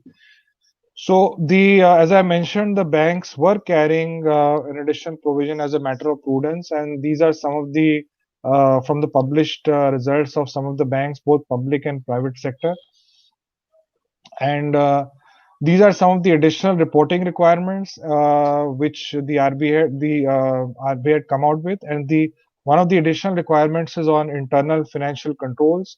Now these is also applicable at the branch level. This is similar to the requirements under Section 143(3)(1) of the Companies Act. And most auditors who audit companies are familiar with the requirement under MAO-CARO and CARO earlier with regard to internal control. This is a very structured approach in reporting on controls, internal financial controls with respect to financial statements. It's not that as branch auditors we don't carry out a control testing, but we don't report on that. There are so now you have to look at the aspects which are relevant for the branch and also report on the controls. The central statutory auditors will be communicating to the branch auditors where control testing needs to be carried out. There is going to be a maker checker testing. There's going to be a risk control matrix which is prepared, and the branch auditors will need to do a operating effectiveness only. These are some of the aspects which are applicable at the branch level, which will require an ICOFR testing to be done, a recording of loans, whether it is rate of interest, repayment schedule, drawing power, security, then non-fund based accounts, restructuring, operations with regard to opening closure of accounts, and capital adequacy ratio, certain others with regard to forex transactions, inter-office, non-interest expenditure. So these are some of the aspects which, depending on the branch, you will have to cover at the branch level as far as ICOFR is concerned. As far as the audit report is concerned, please ensure that your audit report is in accordance with SS 700 format, and if required, you can make amendments on the hard copies if it is not there, and you whatever, we've also given you a draft as far as the report structure is concerned for your purpose. If there is a disagreement as far as the memorandum of change is concerned, you will obviously modify your audit report. You'll qualify if the amount is material. If it is not a qualification, then you will give it as an other matter paragraph, and you will also give other matter paragraph for those items which are not covered at the branch level and are covered at the head office level. Key audit matters, if there are matters which the auditors, central statutory auditors, have identified and have communicated in their audit report on IT, on advances or other aspects, and they have communicated to you that you should also report if you have these key audit matters, then you can communicate that in your audit report. So LFAR, I think, has already been covered. Some of the So this is again coming in terms of requirement more from asking auditors to look at more in depth, more details, has been revised after 18 years. And you may not be aware, Mr. Khanna, and some of the changes with the committee where Mr. Khanna was a member have come in this. So the only thing which I wanted to mention was that one has to be very careful. You cannot leave the LFAR now to be done by the assistant. It's no longer a question of saying yes, no, or not applicable. You have to clearly mention the advances which you've checked, the other than large advances also, mentioning adverse features of other than non-performing assets, which means standard accounts. You need to mention about quick mortality, drawing power, security fall, frequent. So these are some of the things which we need to be aware of. It's not that we were not doing, but I suppose explicitly you were not covering in the LFAR, but now all that record also has to be maintained. So please look at what we have done. Mr. Khanna has spent a lot of time in designing a questionnaire and answer for each query for the LFAR, and we've looked at, so that should be helpful as far as answering this LFAR is concerned. These are some of the circulars in detail which I have appended in the presentation, and would be happy to now take any further questions, and maybe give some time at least for Khanna sir also to conclude. I'll just quickly scroll through the question. Navjeet, you had a question. You can take that first. I'm just seeing if there are. Yes, please. My question is about FITL moratorium. There is 7-month moratorium for FITL, the interest during 6 months. For the 6-month interest, the one customer can obtain a FITL, and for 7 months they have to repay it. Yes. So what is the treatment of FITL non-payment of interest on 31st March, non-payment of principal of FITL on 31st March? On the It's not a principal, Navidi, it's the interest only. And if it is not paid on 31st of March, you'll also have to see how, because that becomes payable on 31st of March only, right? Because you have been given time till then. But the account can still slip into an NPA category. And if it is an NPA because of your overdrawing or installments not having been paid, then the FITL, goes along with that category of the account only, and the bank will have to create a provision accordingly. So the time has been given, but the account gets classified as a non-performing asset for other defaults also. Okay. May I just clarify? You see, always it depends upon the bank to fix a due date. Now, from the due date, you calculate the 90 days. So if something is not payable and till a particular date, you have to be in default for a period of 90 days after that to be able to be classified as an. So far as the FITL is concerned, they have given you a deadline. By 31st of March, you pay. And if you don't pay it for 90 days thereafter, the amount will get classified as NPA. Of course, if there are other accounts which are already in default, this also will become, an amount in as an NPA. Okay. Thanks. You apply the I may also add that the ICAI will be coming out with an advisory on the treatment of the Supreme Court judgment. There's already a draft advisory which they have come out with, and there they are also talking about the fact about classification of the account as NPA. I think we're still looking at that, so I cannot give you a conclusive answer. But they will be clarifying with regard to how the interest issue as well as the classification of NPA has to be done. I'm looking at the other questions quickly. Sanjay, on that, the matter has been referred to RBI. So if RBI comes out with any other view, that is the view that will prevail. No, absolutely. But there were two matters referred to them, and they have yet to revert on the FITL issue. But as the normal principles apply, the due date is fixed. 90 days thereafter, you are in default. It gets into a situation of NPA. So I had answered that question on the MSME, how to check the amount of interest subvention, because manager simply says it is computed HO. No, if you are giving a interest subvention certificate, then you jolly well get the details at the branch level only, and the subvention is worked out at the branch level. Yes, the system. In fact, all the details have to be available at the branch. It is not possible. How to check audit trail of interest charges for all the accounts, that I think in terms of the CBS, you are able to. So what happens is that there is a centralized feeding of data with regard to the interest which is done. The branch is going to feed in only aspects with regard to certain additional. So there could be a base prime lending rate which is fed in at the central, but there are categories for risk and everything which the branch is going to feed. That is available at the branch. Those details will be provided to you. Sir, in system, stock ship is not entered, but on record it is there. What to do? If you can verify that it is genuine, then it is a case of not being entered. If it is authenticated, you can rely on that.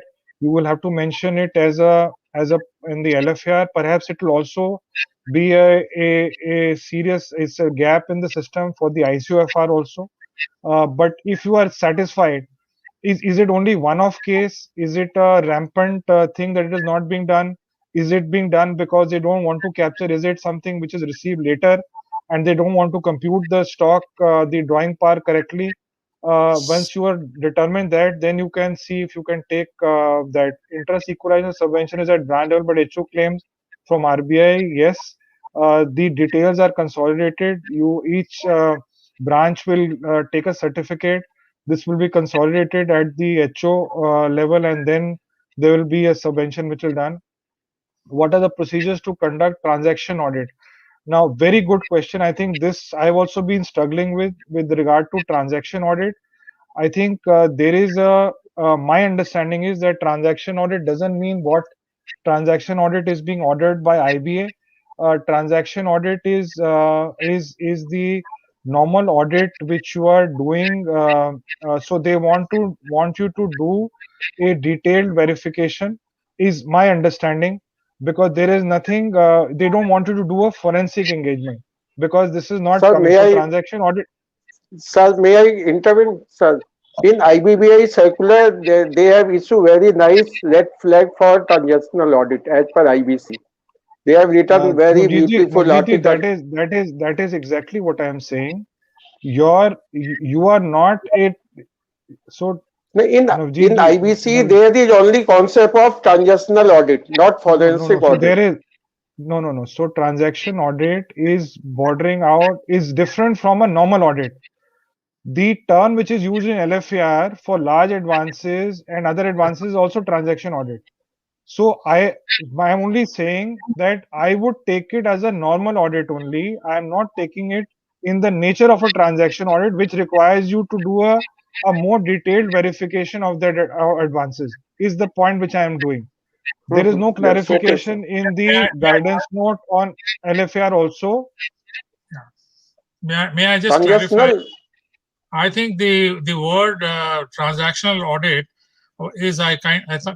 should not have been justified in the LFAR, because this is prone to be misinterpreted. You see, the only thing that you will do is an in-depth audit to respond to Annexure 3 questions. There is a lot of information in Annexure 3 which is part of the advances information. You cannot go beyond that. What is the transaction? You're not expected to pick up each voucher and do each transaction in that sense. It is an in-depth audit, and your observations will be restricted to the Annexure 3 given in the LFAR. I mean, that is the only way we can and we should interpret it. Thank you, It's not sir. item. So that's exactly what I was saying, and Navjeet, that is the distinction which I was drawing. So yes, what yes. to do if valuation of security was done 2 years ago, and in the current year valuation was not done since it is not due, but we all know value of all property has been decreased. Yes, that is correct. You can insist for you can ask for a valuation to be carried out, but the challenge will only come when it is a non-performing asset. If it's a not performing asset and security is being taken into account for, and it's in the doubtful category, then it becomes relevant. Otherwise, you can mention in the LFAR that the security value has fallen in on the basis of this, if they do not carry out a valuation of the security. And when that information is there, then definitely bank will have to look at it. There is a question on appointment of auditors. I don't want to go into that. I'm not at that level where I can really, look at that. An account is NPA. If the interest is removed, then the account will become PA. How to treat it, sir? I don't know. I'm not clear with this question, because my sense is that, as I mentioned earlier, also you will have to look at both the aspects with regard to default. If it is only a question of interest on interest, I don't. Then obviously, if 31st March is there, then you'll have to take that default from 31st of March if it is not paid. But my sense is that if there is a default on the principal also, and the account is already slipped into an NPA, yes, there is a dichotomy here that the account could have slipped into NPA, means you still got time for interest. Then that interest provision will have to then No, how people Sanjay, whether queries are answered now. Yes, I'm answering them now. I think the Yes, concept is, not for 90 days, if you have not serviced the debits in the account, those debits will include what you have debited the party on the 31st of March also, because the account should have been absolutely. serviced. If there are not credits enough to cover the debits on account of the interest, that will cover the interest also for 31st March, and therefore there will be a default technically under the IRAC norms. No, that's exactly what I said, sir. The only thing is that the portion of the interest on interest, that benefit is the issue which is being talked about. And to But that extent, you will have to exclude that for the purpose of, calculation of NPA. So I think there are questions, I think, example to understand the judgment of Supreme Court, whether, so please wait for the institute guidance. I think I've clarified the concept. If you want, maybe we can take, if you want for the interest on interest, maybe we can send you separately I think there is some working in the on the audit program also. Sample audit plan and letter of requirement to be submitted to the branch is already there in the audit program. I've got audit of retail assets up, which sanction retail, which but are no advances. Are we required to review the sanctions they have made? Yes, definitely, because that portion will be relevant at that account. And later availed COVID leave has not paid interest and principal till March should be classified as NP. Yes, absolutely. If it was SMA 2 till February 20, definitely. How to get audit trails from bank for manual intervention, frequent renewal of account, these exception reports, since branch manager always if you are aware of these things. So you need to be aware, and there are various programs which the which various branches have conducted on understanding of the system. You can raise a query, you can ask which specific reports are required, and each bank, each software is different. If you have got that, then definitely those triggers, yes, branch managers will always say that. We've also faced that issue when we started, but then we would go back and tell them that these are the ones, please go or connect us to your circle office or regional office, your IT hub, and we can get those. So please share Supreme Court judgment considering CC and TL with example. I think I've already done that, and I've said that we will send you, and this requirement has come. We will work out. No, we will work out a case and we will send it to all the participants. So with that, Vivek ji, if you permit, I'll close. I'll just require. Sir मेरे दो तीन question है sir. May I ask one area question? Sir हम test audit और घोष जलानी और ये मित्रा report में हम क्या क्या एरिया देखें जो कि ज्यादा सिग्निफिकेंट है सर? वासुदेवा जी उनको पर भी आप थोड़ा अपना. नहीं नवजीत जी, उसमें कोई देयर इज नो क्या क्या देखें, वो तो जो घोष जिलानी में है इन टर्म्स ऑफ जो भी वहां पर लिखा हुआ है, कुछ फ्रॉड प्रोन एरियाज हैं. क्योंकि आईएफसी, क्योंकि सर इस वाली आईएफसी का ज्यादा है तो घोष जलानी नहीं तो आईएफसी नहीं आप दोनों नहीं नवजीत जी, दोनों को कंबाइन मत करिए, दोनों को मिक्स मत करिए. आईएफसी के लिए आपको रिस्क कंट्रोल मैट्रिक्स दिया जाएगा जो आपको बैंक जो सेंट्रल स्टैट्यूटरी ऑडिटर्स से दिया जाएगा. वो आपको अवेलेबल जब होगा तो आप उसको उसके बेस पे करेंगे. दोनों को आप मिक्स मत करिए. जो and they will not be for all branches. Ghosh Jilani तो हर ब्रांच के लिए अवेलेबल होगा. So that is separate. Quickly अगर आप कहना चाहें, बिकॉज मुझे क्लोज करना होगा, मैक्सिमम 6:30 करना था, 5-10 मिनट और ले सकते हैं. Definitely Khanna, we'd like to have the wisdom of Khanna sahab also. Vivek ji, if you permit. Yes, Vivek ji. Yes, sir. Yes. Vivek ji, thank you so much for inviting me. First of all, I must thank you for remembering a person who's as old as myself to be with you on this program. We have young blood like Sanjay Vasudeva, who has done well. He mentioned to me that I am his guru, and the guru is happier when the chela surpasses him several times over. So he took over many years ago and he's forgetting that. I wanted to remind him on that. Sir, although, I think Sanjay has covered tremendous amount of ground and has hardly left anything for me to consider, particularly in the light of the fact that we have already circulated to you a program. And I think it's better that I tell the people what the program is all about, for the reason that the program, the literature runs into 450 pages or so, and people will be very scared of both Mr. Sanjay Vasudeva and myself. And they say, what is it? You are overburdening us. The banks are burdening us with the audit, and you are overburdening us with the volume of the literature that you have given to us to go through. But I need to clarify that, because the time is so short, there's a time constraint. And we have to complete the job within the severe time constraints without sacrificing the quality. So the kind of time the auditor would normally spend for the preparation of gaining of knowledge and the execution is all covered basically in the papers that we have circulated for the participants.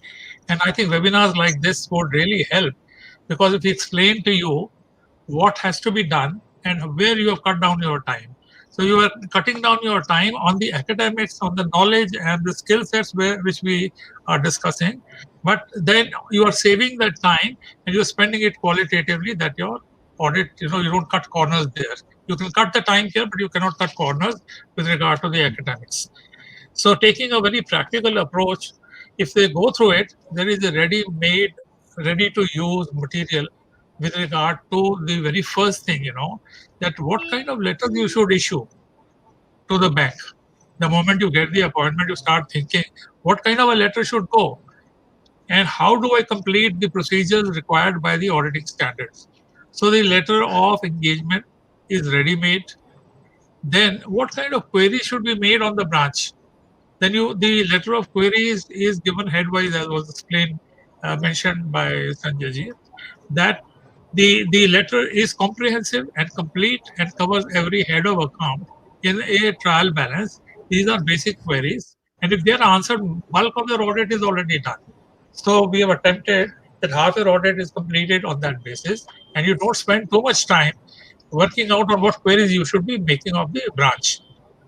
And then there are formats that you are giving to the branch to help them out to make the information, in a very simple, straightforward manner, and they will be able to give it to you. The problem is the letter is a little long, and the branch managers sometimes are averse to receiving such letters to give a long drawn reply to a long drawn letter. So what we do normally is, because it is in a soft copy form, we take this, print it out in half margin and allow them to give a reply on the other side. It will be easy for them. But to help them further, we are going to be helpful to the banks also to save their time. So what we have done is a management representation letter in response to these queries is also been given as suggested in an illustrative manner. It can be modified here and there, but by and large the letter is drafted, so it saves their time considerably. Then beyond this, what we have done. So people will ask, you are talking about advances and other important areas, because advances is one of the two important things in a bank to be checked. And we at the branch are concerned with the verification of advances, and particularly in depth, for which we have an onerous responsibility. We have prepared a list of the kind of accounts you need from the branch. Not only large accounts, but certain other types of problem accounts, which on practical terms we have identified in the past by nature. So there is a complete list available. When you issue a letter, the format also goes, and they will fill it up and give it to you in no time. Our experience is that wherever we've given this, guided the branches a little bit, they have worked well on time and helped us out, and because we are helping ourselves in the process. Over and above that, you see, what we have done is there are certain physical procedures which are required to be done at the branch. Now the 31st March is over. The letter that was designed was for people who start their audit and who get their appointments prior to 31st March, because on 31st March they are expected to visit, count cash, look into the holding of the security paper, stationery, whether there's any gold or silver these days. That is also important now, and other physical procedures with regard to bills in hand. Okay, so certain things which are of the nature of physical verification procedures is covered in one letter, which is given in this. To cover the COVID situation, because this may create a problem for many of them, because some of the branches may be inaccessible. They may not be able to. They may be closed also. We don't know. We don't know what may happen. So we've covered that situation by drafting a separate letter where you're unable to visit a branch for the purpose of your audit. So this is up to the first stage. Now you get into the second stage of the audit plan itself. The audit program has been designed headwise for each item in the balance sheet and each item in the profit and loss account. And while there is an audit program on the front page, on the inverse side of each headwise program, you have notes and instructions which start off with the legal requirements of disclosure by way of knowledge to the person. Some of them may be doing the audit for the first time. There may be some students also. And therefore, it will be a guide on the notes and instructions and everything that is required to be known. on each and every head. So not only you are getting knowledge, you are also getting the instructions, because it is possible that the branch audits are not conducted locally where your office is situated. So your staff is out. So they need not revert to you because they have got a self-contained paper with them. So you have the audit program. The moment you fill it up, almost all your observations will be ready, and you will be ready with a report, virtually a report in the form of notes. You segregate the notes into those which are covered by your statutory responsibility, and those which are not, and which you can also mention in the LFAR. Now, the program is comprehensive enough to cover both the audit and the long-form audit report requirements. In fact, long-form audit report, it is said, it is too long and all that. In reality, those who have followed the audit program, which we have churned out every year, it contains everything. Throughout it is contained, and throughout it has been checked. Only in a structured form, you are going to only report it this year, but not with a yes, no, very well. You will have to give either a positive report or a negative report. Now, coming to some of the challenges. COVID is one challenge, it's already been touched upon, and we have some experience gained from last year. The challenge that I see for the branch auditors will be in the case of those branches which are branches involved with the merger of banks. Suppose you are doing the branch of a bank which was a branch of an erstwhile bank which has got merged with the bank. To give an example, OBC has merged with PNB. So you are doing a branch which was erstwhile OBC branch is now called PNB branch. So there will be some problem because some of the requirements of LFAR may be ignored by the branch. They'll tell you are auditor of PNB. Why do you want for analysis the earlier reports? The earlier reports pertain to the earlier bank. We don't have the records. It's quite possible. So the auditors will have to be very careful, and they will have to inquire in writing and say that these are required because this is a continuing entity post-merger, because all rights, obligations, etc. have been taken. And look at the logic. The logic is there are many items of historical value which are spilling over from the old bank to the new bank in the same branch. As I said, OBC. Now, take the case of advances.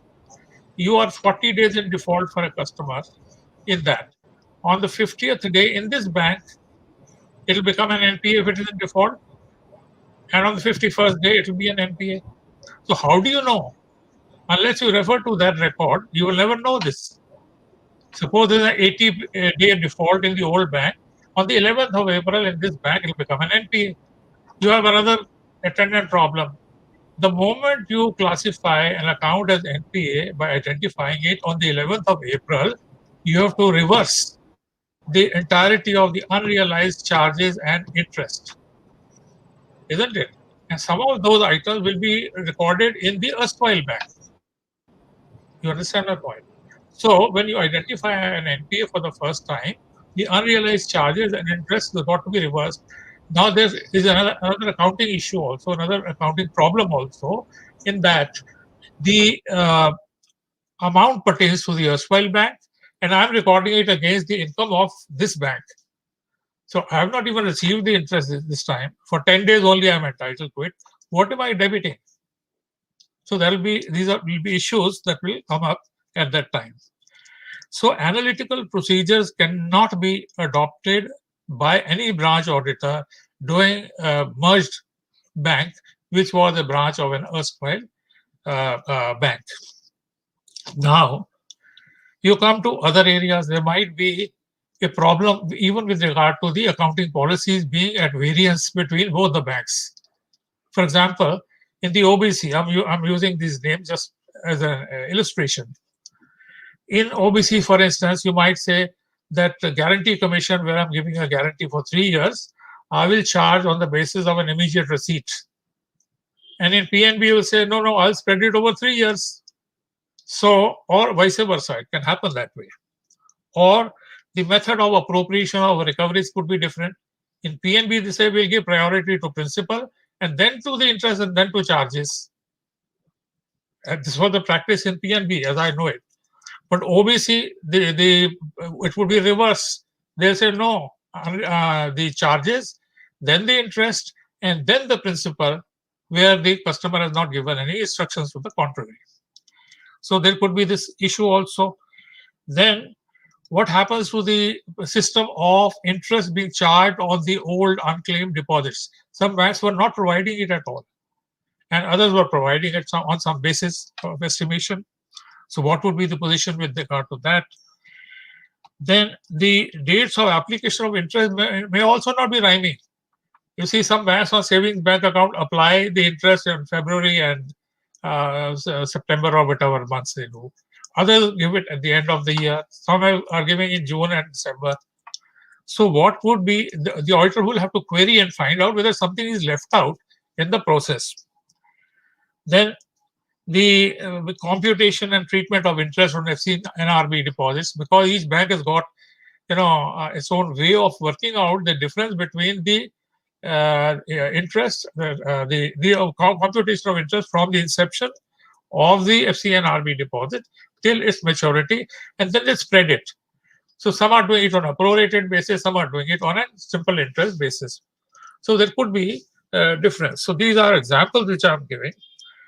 Then the reversal of MOCs issue is the banks normally give an instruction normally that when you go and do the branch audit, please ensure that you have checked the MOCs for the earlier year. Now, in the case of two banks, it will be an interbank entry and not an the same bank entry. So how the bank has dealt with a thing like this. So, because some of the reversals will be impacting the revenues, old or new, and that, of course, the amounts may not be very material at the branch, but yet they will be there. Then the element of defaults in servicing of the advances in the erstwhile bank. Suppose an account was restructured, certain terms and conditions were imposed, and there is a default, and it turns the account back to an NPA situation. Then what do? You see, if the terms and conditions are not satisfied, what do? You go to the date when you did the restructuring and you take the entry, identify the account as an NPA from that date. So also with OTS, there are conditions with the OTS. Now the conditions, that period has not elapsed. The party has not complied with the conditions. So what do? Then the valuation of security is not done. You see, by the other, it was due, it was not done, or there were reports which were not attended to. There are concurrent auditors' reports which have not been attended to. So there will be a spillover of several such entries into the new bank. The date of NPA. This is a very critical area because the date of NPA can never be changed for an account, whether it is the old bank or it is the new bank. Okay. Then there could be, consortium loans. Consortium loans, you see, the lead bank would have been OBC in this case. And I need not have been the lead bank. Or vice versa, I could have been the lead bank. And they were one of the participating banks. So the account, which was basically an interbank account, turns out to be an inter-branch account if you analyze it. So these are things that will come up at that time. So I would recommend, there are several other things that will be there, but these are only illustrations of what the auditor might come across. I'm using my imagination that these kinds of things will apply. So he needs to find out, and he must write a letter and find out as to what are the head office instructions with regard to the takeover of the branch of an erstwhile bank, which has now become a branch of this bank. Okay. So, Khanna, my question is, there can also be change of interest also, non-commitment of the elsewhere branch, elsewhere bank. Navjeet, there are several. I can give you 100 such examples. You take the case of deposits and other credits which go to the DEF under that scheme. There's a 10-year period Now, suppose 9 years have elapsed for a particular deposit. I must know it is 9 years over and it will become, it has to go to death now, isn't it? So I need to understand that there is information that is required for me to act on the balances which I have taken over. Okay. Not only this, there'll be pay orders, there'll be banker's checks, and what is the aging of those? I don't know. I will have to inquire and I'll have to take care of these things. Okay. So, Okay. in nutshell, I will have to seek information from the bank as to what separate instructions were issued in respect of this, and also if the branch says I will not give it to you because I belong to PNB, I am not an officer of OBC, and I don't have those reports, I think that will be a limitation or a restriction on the audit, which will call for a disclaimer of the information that he might ask for and not get. So this is one thing I thought I should bring to your notice. Now, on the issue of securities and guarantee, I just want to supplement what Sanjay said. In the case of security, I think what is most important, most critical is the ownership, existence, and then the market value.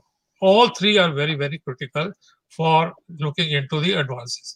For, say, accounts which are in the substandard category, you don't generally split up between the security and unsecured portion for the purpose of provisioning, but it becomes very, very important for the purpose of doubtful accounts.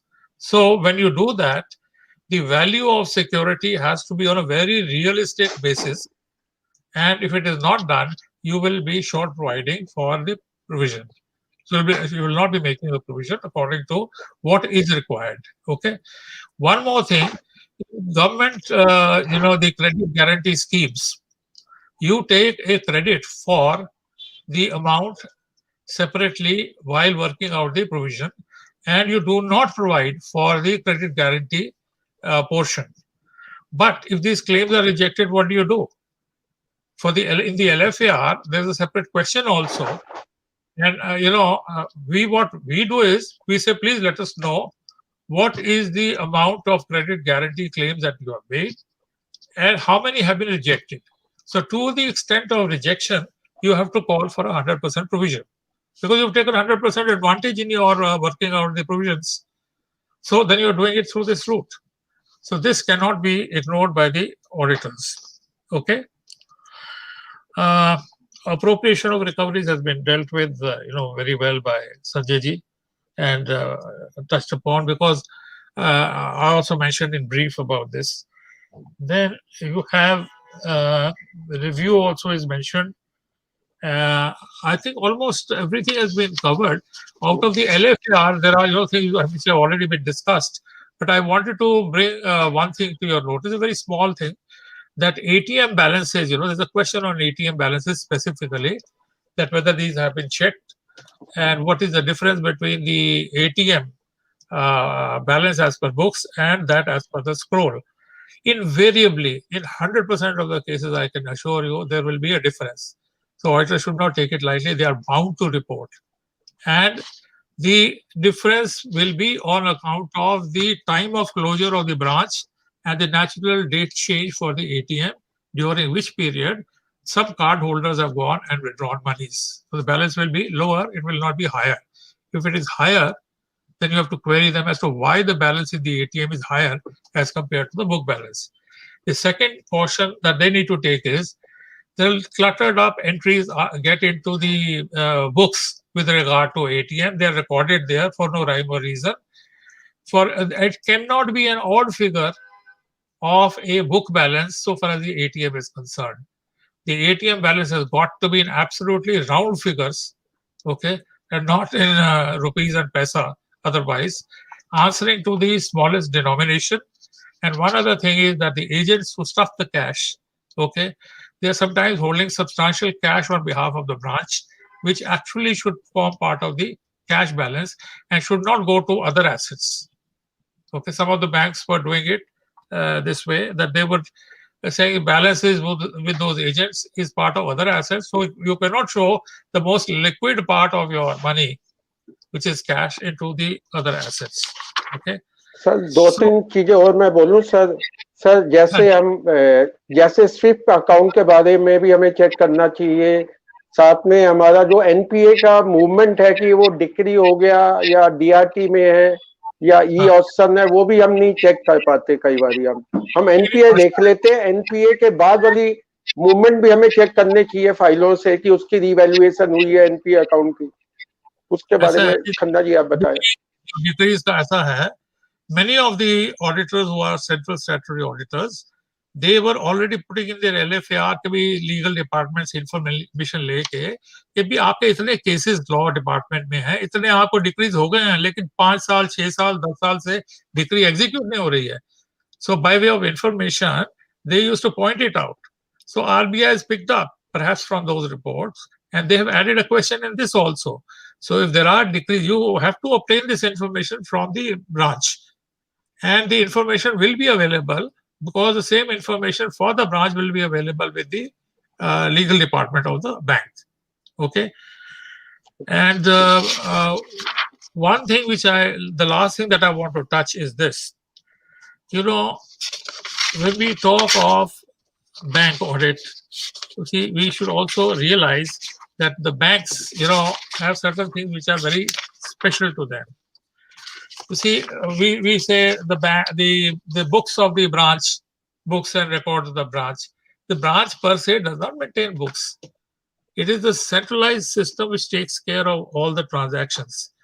People must understand, even if they are familiar with it. I just want to reiterate for my own satisfaction, and I take it up each year at the time of these seminars and webinars, that you see, in the core banking scenario, the data of the bank is stored on the central server, we all know. Where do the entries come from? The entries in a branch are initiated and posted from 3 sources. One is the branch itself. The entries are passed by the branch because you receive money, you pay money, you issue drafts or do whatever. So those transactions from end to end are processed at the branch, they're entered into the system, and that is fine. The originating evidence is with the branch. Okay. But you have entries coming to the branch through the system, and they have not been originated at the branch. For example, somebody has put in money in a different city, and it has come to the account of the customer here in my branch, which I am doing the audit for. Okay. Now I don't have the originating evidence. How do I verify it? I can't. So I have to place reliance on the system-driven information. The problem is many of the auditors, when they go, they ignore a thing like this. They are told, oh, you're asking for this information. It is system-driven. We have no control over it. Okay. Then not only the branches of the bank, the other branches of the bank, but entries originate from other banks and other sources. You are receiving dividends. You are receiving notices from the LIC. You are getting notice from your credit card. So those entries come through the centralized system to the branch. So in reality, if these are posted from these different sources, okay, so most of the entries will be posted from external sources. So the financial statements of the branch really depict the data based on a key relating to the branch. Whenever the branch wants to access these accounts, it invokes that key and they get the information. In such a situation, how can a branch auditor really take responsibility for system-driven entries which have never originated, which were never posted from the branch? So what has been suggested over the years is a short note, which is in section D.4, page 36 of the program. They should look into it. It is some kind of a very mini disclaimer, because God forbid if something happens, there's a fraud that takes place or there's a misdemeanor in the bank, then the auditors will be protected in saying that, look here, I have not seen those entries which have originated elsewhere. Okay. Now you saw, for instance, at the time of the demonetization, you were called upon to certify, and why we did not certify? because cash was deposited somewhere else. I don't have the original voucher. How can I check it? The pay slip is in Chennai and I'm sitting in Delhi. I cannot verify. So also several entries which I cannot verify. I should have some kind of a small disclaimer if I can, where I do not have the originating evidence. Okay. Secondly, and reference was made to this, that in the centralized system, the software is expected to take care of all the norms and parameters. This is not in the control of the branch. System is not set up by the branch, and therefore we assume at the time of the audit that all the parameters and norms which are legal, regulatory, accounting are all built into the system, and the system is modified from time to time to take care of any changes therein. Okay. Now, on that assumption, we say the accounts are okay, but we have one tool available to us, and that is the exception report which the system generates. The centralized core banking services generates a report which is what is called a daily exception report. This should never be ignored by the auditors. And let me tell you that this log of the reports is available for a period of 3 years. If a bank says, no, we don't have it for more than a quarter or something, we do not believe that. The audit is done by exception, as we know generally. So the exceptional reports here can become my base for a lot of information. How many times the account is overdrawn, I can generate it from there. How many times the limit was crossed, I can know from there. Was the information fed in with regard to certain matters, I can know easily. The exception reports covers both aspects, system as well as the transactions. I think with those words, I would like to end, and we would like to take on any questions or queries. And if there's paucity of time, the participants may send in their queries to you, and you can centralize them and send it to us. We shall be only too happy to, take care of that. And there'll be no difficulty for us to attend to that. But I need to thank you again for inviting me to be with you and sharing my thoughts. So Sanjay has done it. 10% of the work he had to do today, he's done that. Sir, if you want to take 2-3 queries, Sanjay sir. Sure. Yeah. So one query is this remote audit, and that is important. In that respect, I think we have in the audit program also mentioned the fact. So essentially, what happens is that when you are not able to visit the branch, certain procedures you'll have to modify. You will maybe discussion over video conferencing. You will have to look at the documents. You'll have to extract data also from software from the system. So you need to ensure these aspects, and this is there in the guidance which the institute had also provided. So you need to ensure integrity of data. Firstly, ensure that wherever you're getting the data from, the first step is that it is coming from an authorized source. That means the bank, if they're mailing to you, it is really coming from the bank.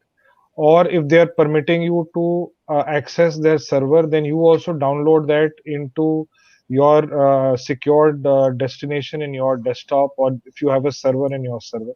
That is the first thing. Second, if you are not able to visit and you have to have a video conference, then record that discussion so that future reference. In terms of verification of documents, if you have to do a verification of documents, there are sophisticated softwares which are available. I don't know if those will be viable for smaller audits, but to whatever extent you have to verify softwares, maybe you can have you can point out, like for instance in inventory verification, the institute had said that wherever the inventory is being done on a virtual mode, then you have to have a camera there and you can point out so it has to be visible. And if it is not, then you will have to disclaim that. In terms of discussions, in terms of calls and everything, make a note of all that documentation. If there are challenges, if you feel that you are not getting the information, definitely you will have to provide that in the report. But normally I am told that banks have been instructed to provide all information to the satisfaction of the auditors. You could get in touch with the central statutory auditor. There could be a paragraph which I can suggest, maybe which we have been doing an other matter paragraph in your audit report, where you can mention the procedures which you carried out, and you relied on certain aspects such as data which came in through server, where you did not physically inspect documents, where you relied on discussions through video conferences. So those are aspects which you should take into account when you are doing an audit virtually. The other question which I would like to take up, there are some specific on account of loan processing centers and data recovery branches, which perhaps you can connect directly if there are specific questions with me or Khanna sir, and we will address that. There was is it compulsory to visit branch in case audit of local clearing center branch of 1000 kilometers away from our office? See, if you have been given a branch audit, then definitely if you can visit, you have to visit, whatever be the distance. And local clearing center, if you have to get documents from there, those obviously you can obtain. Then on this interest on interest issue, uh, Vivekji, I'll have to look at the institute guidance because it just came in today. We'll still have to look at it. There are different banks who are doing different aspects in terms of how they are recording FITL. But the principle which I mentioned and which Khanna sir also mentioned, that if an account, so yes, they have taken FITL separately, but FITL you have time. But if the account by itself is NPA, then this will be clubbed with the NPA account. But if it is only because of interest, and interest you have till 31st of March, then the account does not get classified as an NPA. So that is the principle. So my sense is I've had a look broadly.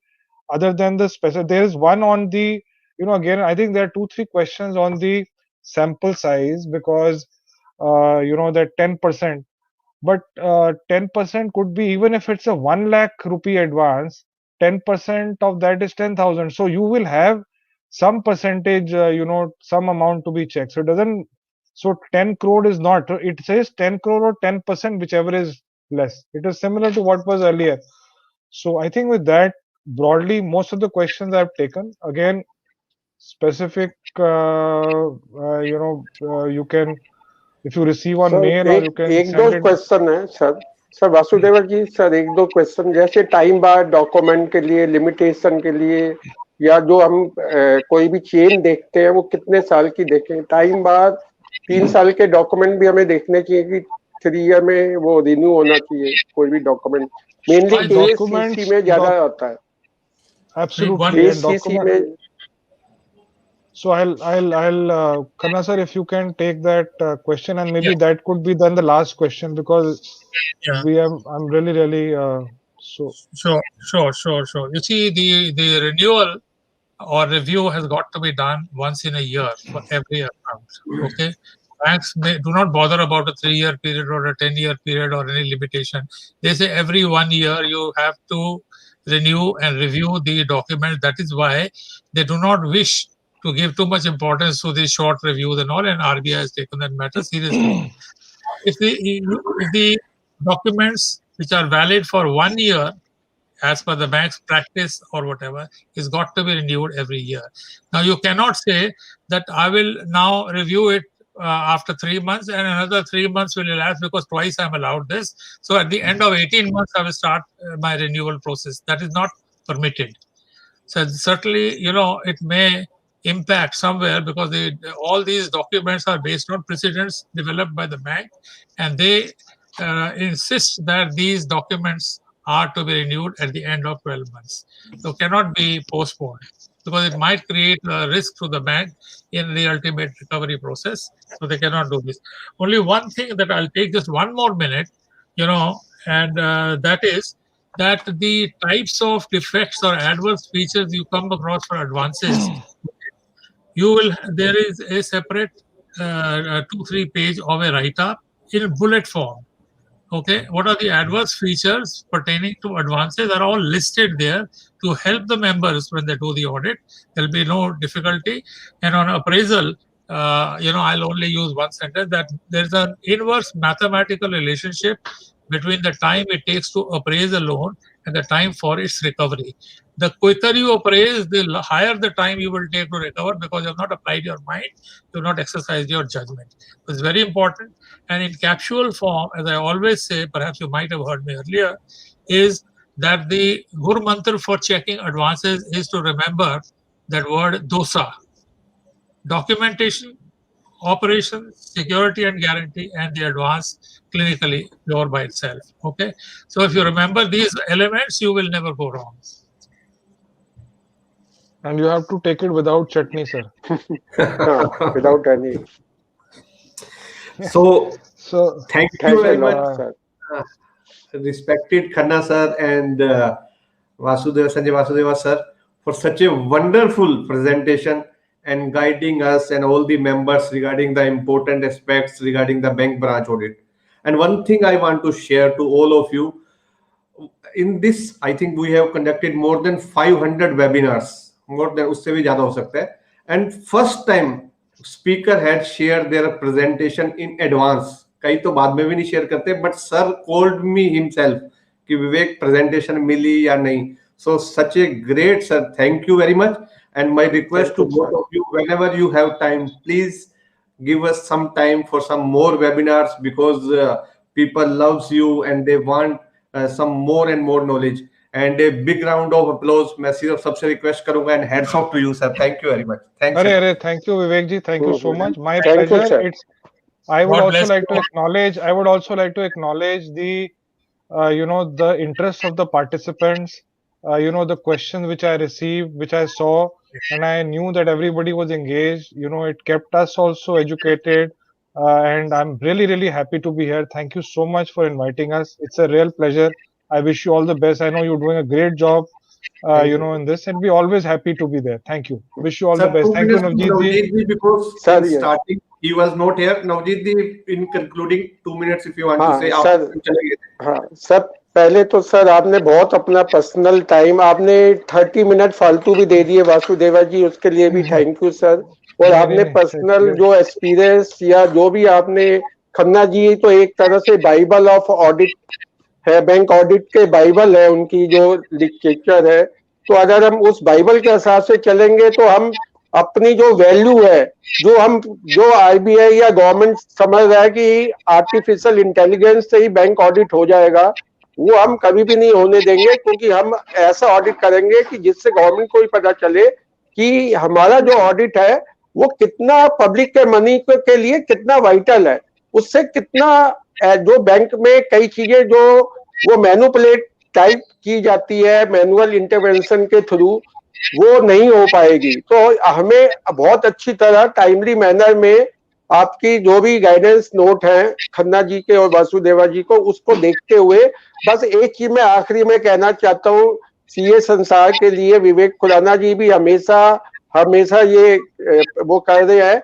कि ये मैं आगे चाहता हूँ कि ये central council का भी इलेक्शन लड़ रहे हैं तो इनको भी जिताए, और ये आगे इंटरनेशनल स्पीकर को भी लाए, जिससे कि हम जो कई फ्रेश जो हमारे मेंबर है वो केपीओ का भी काम कर रहे हैं, वो यूएस की इनकम टैक्स की रिटर्न दे रहे हैं, फैमा के रेगुलेशन कर रहे हैं.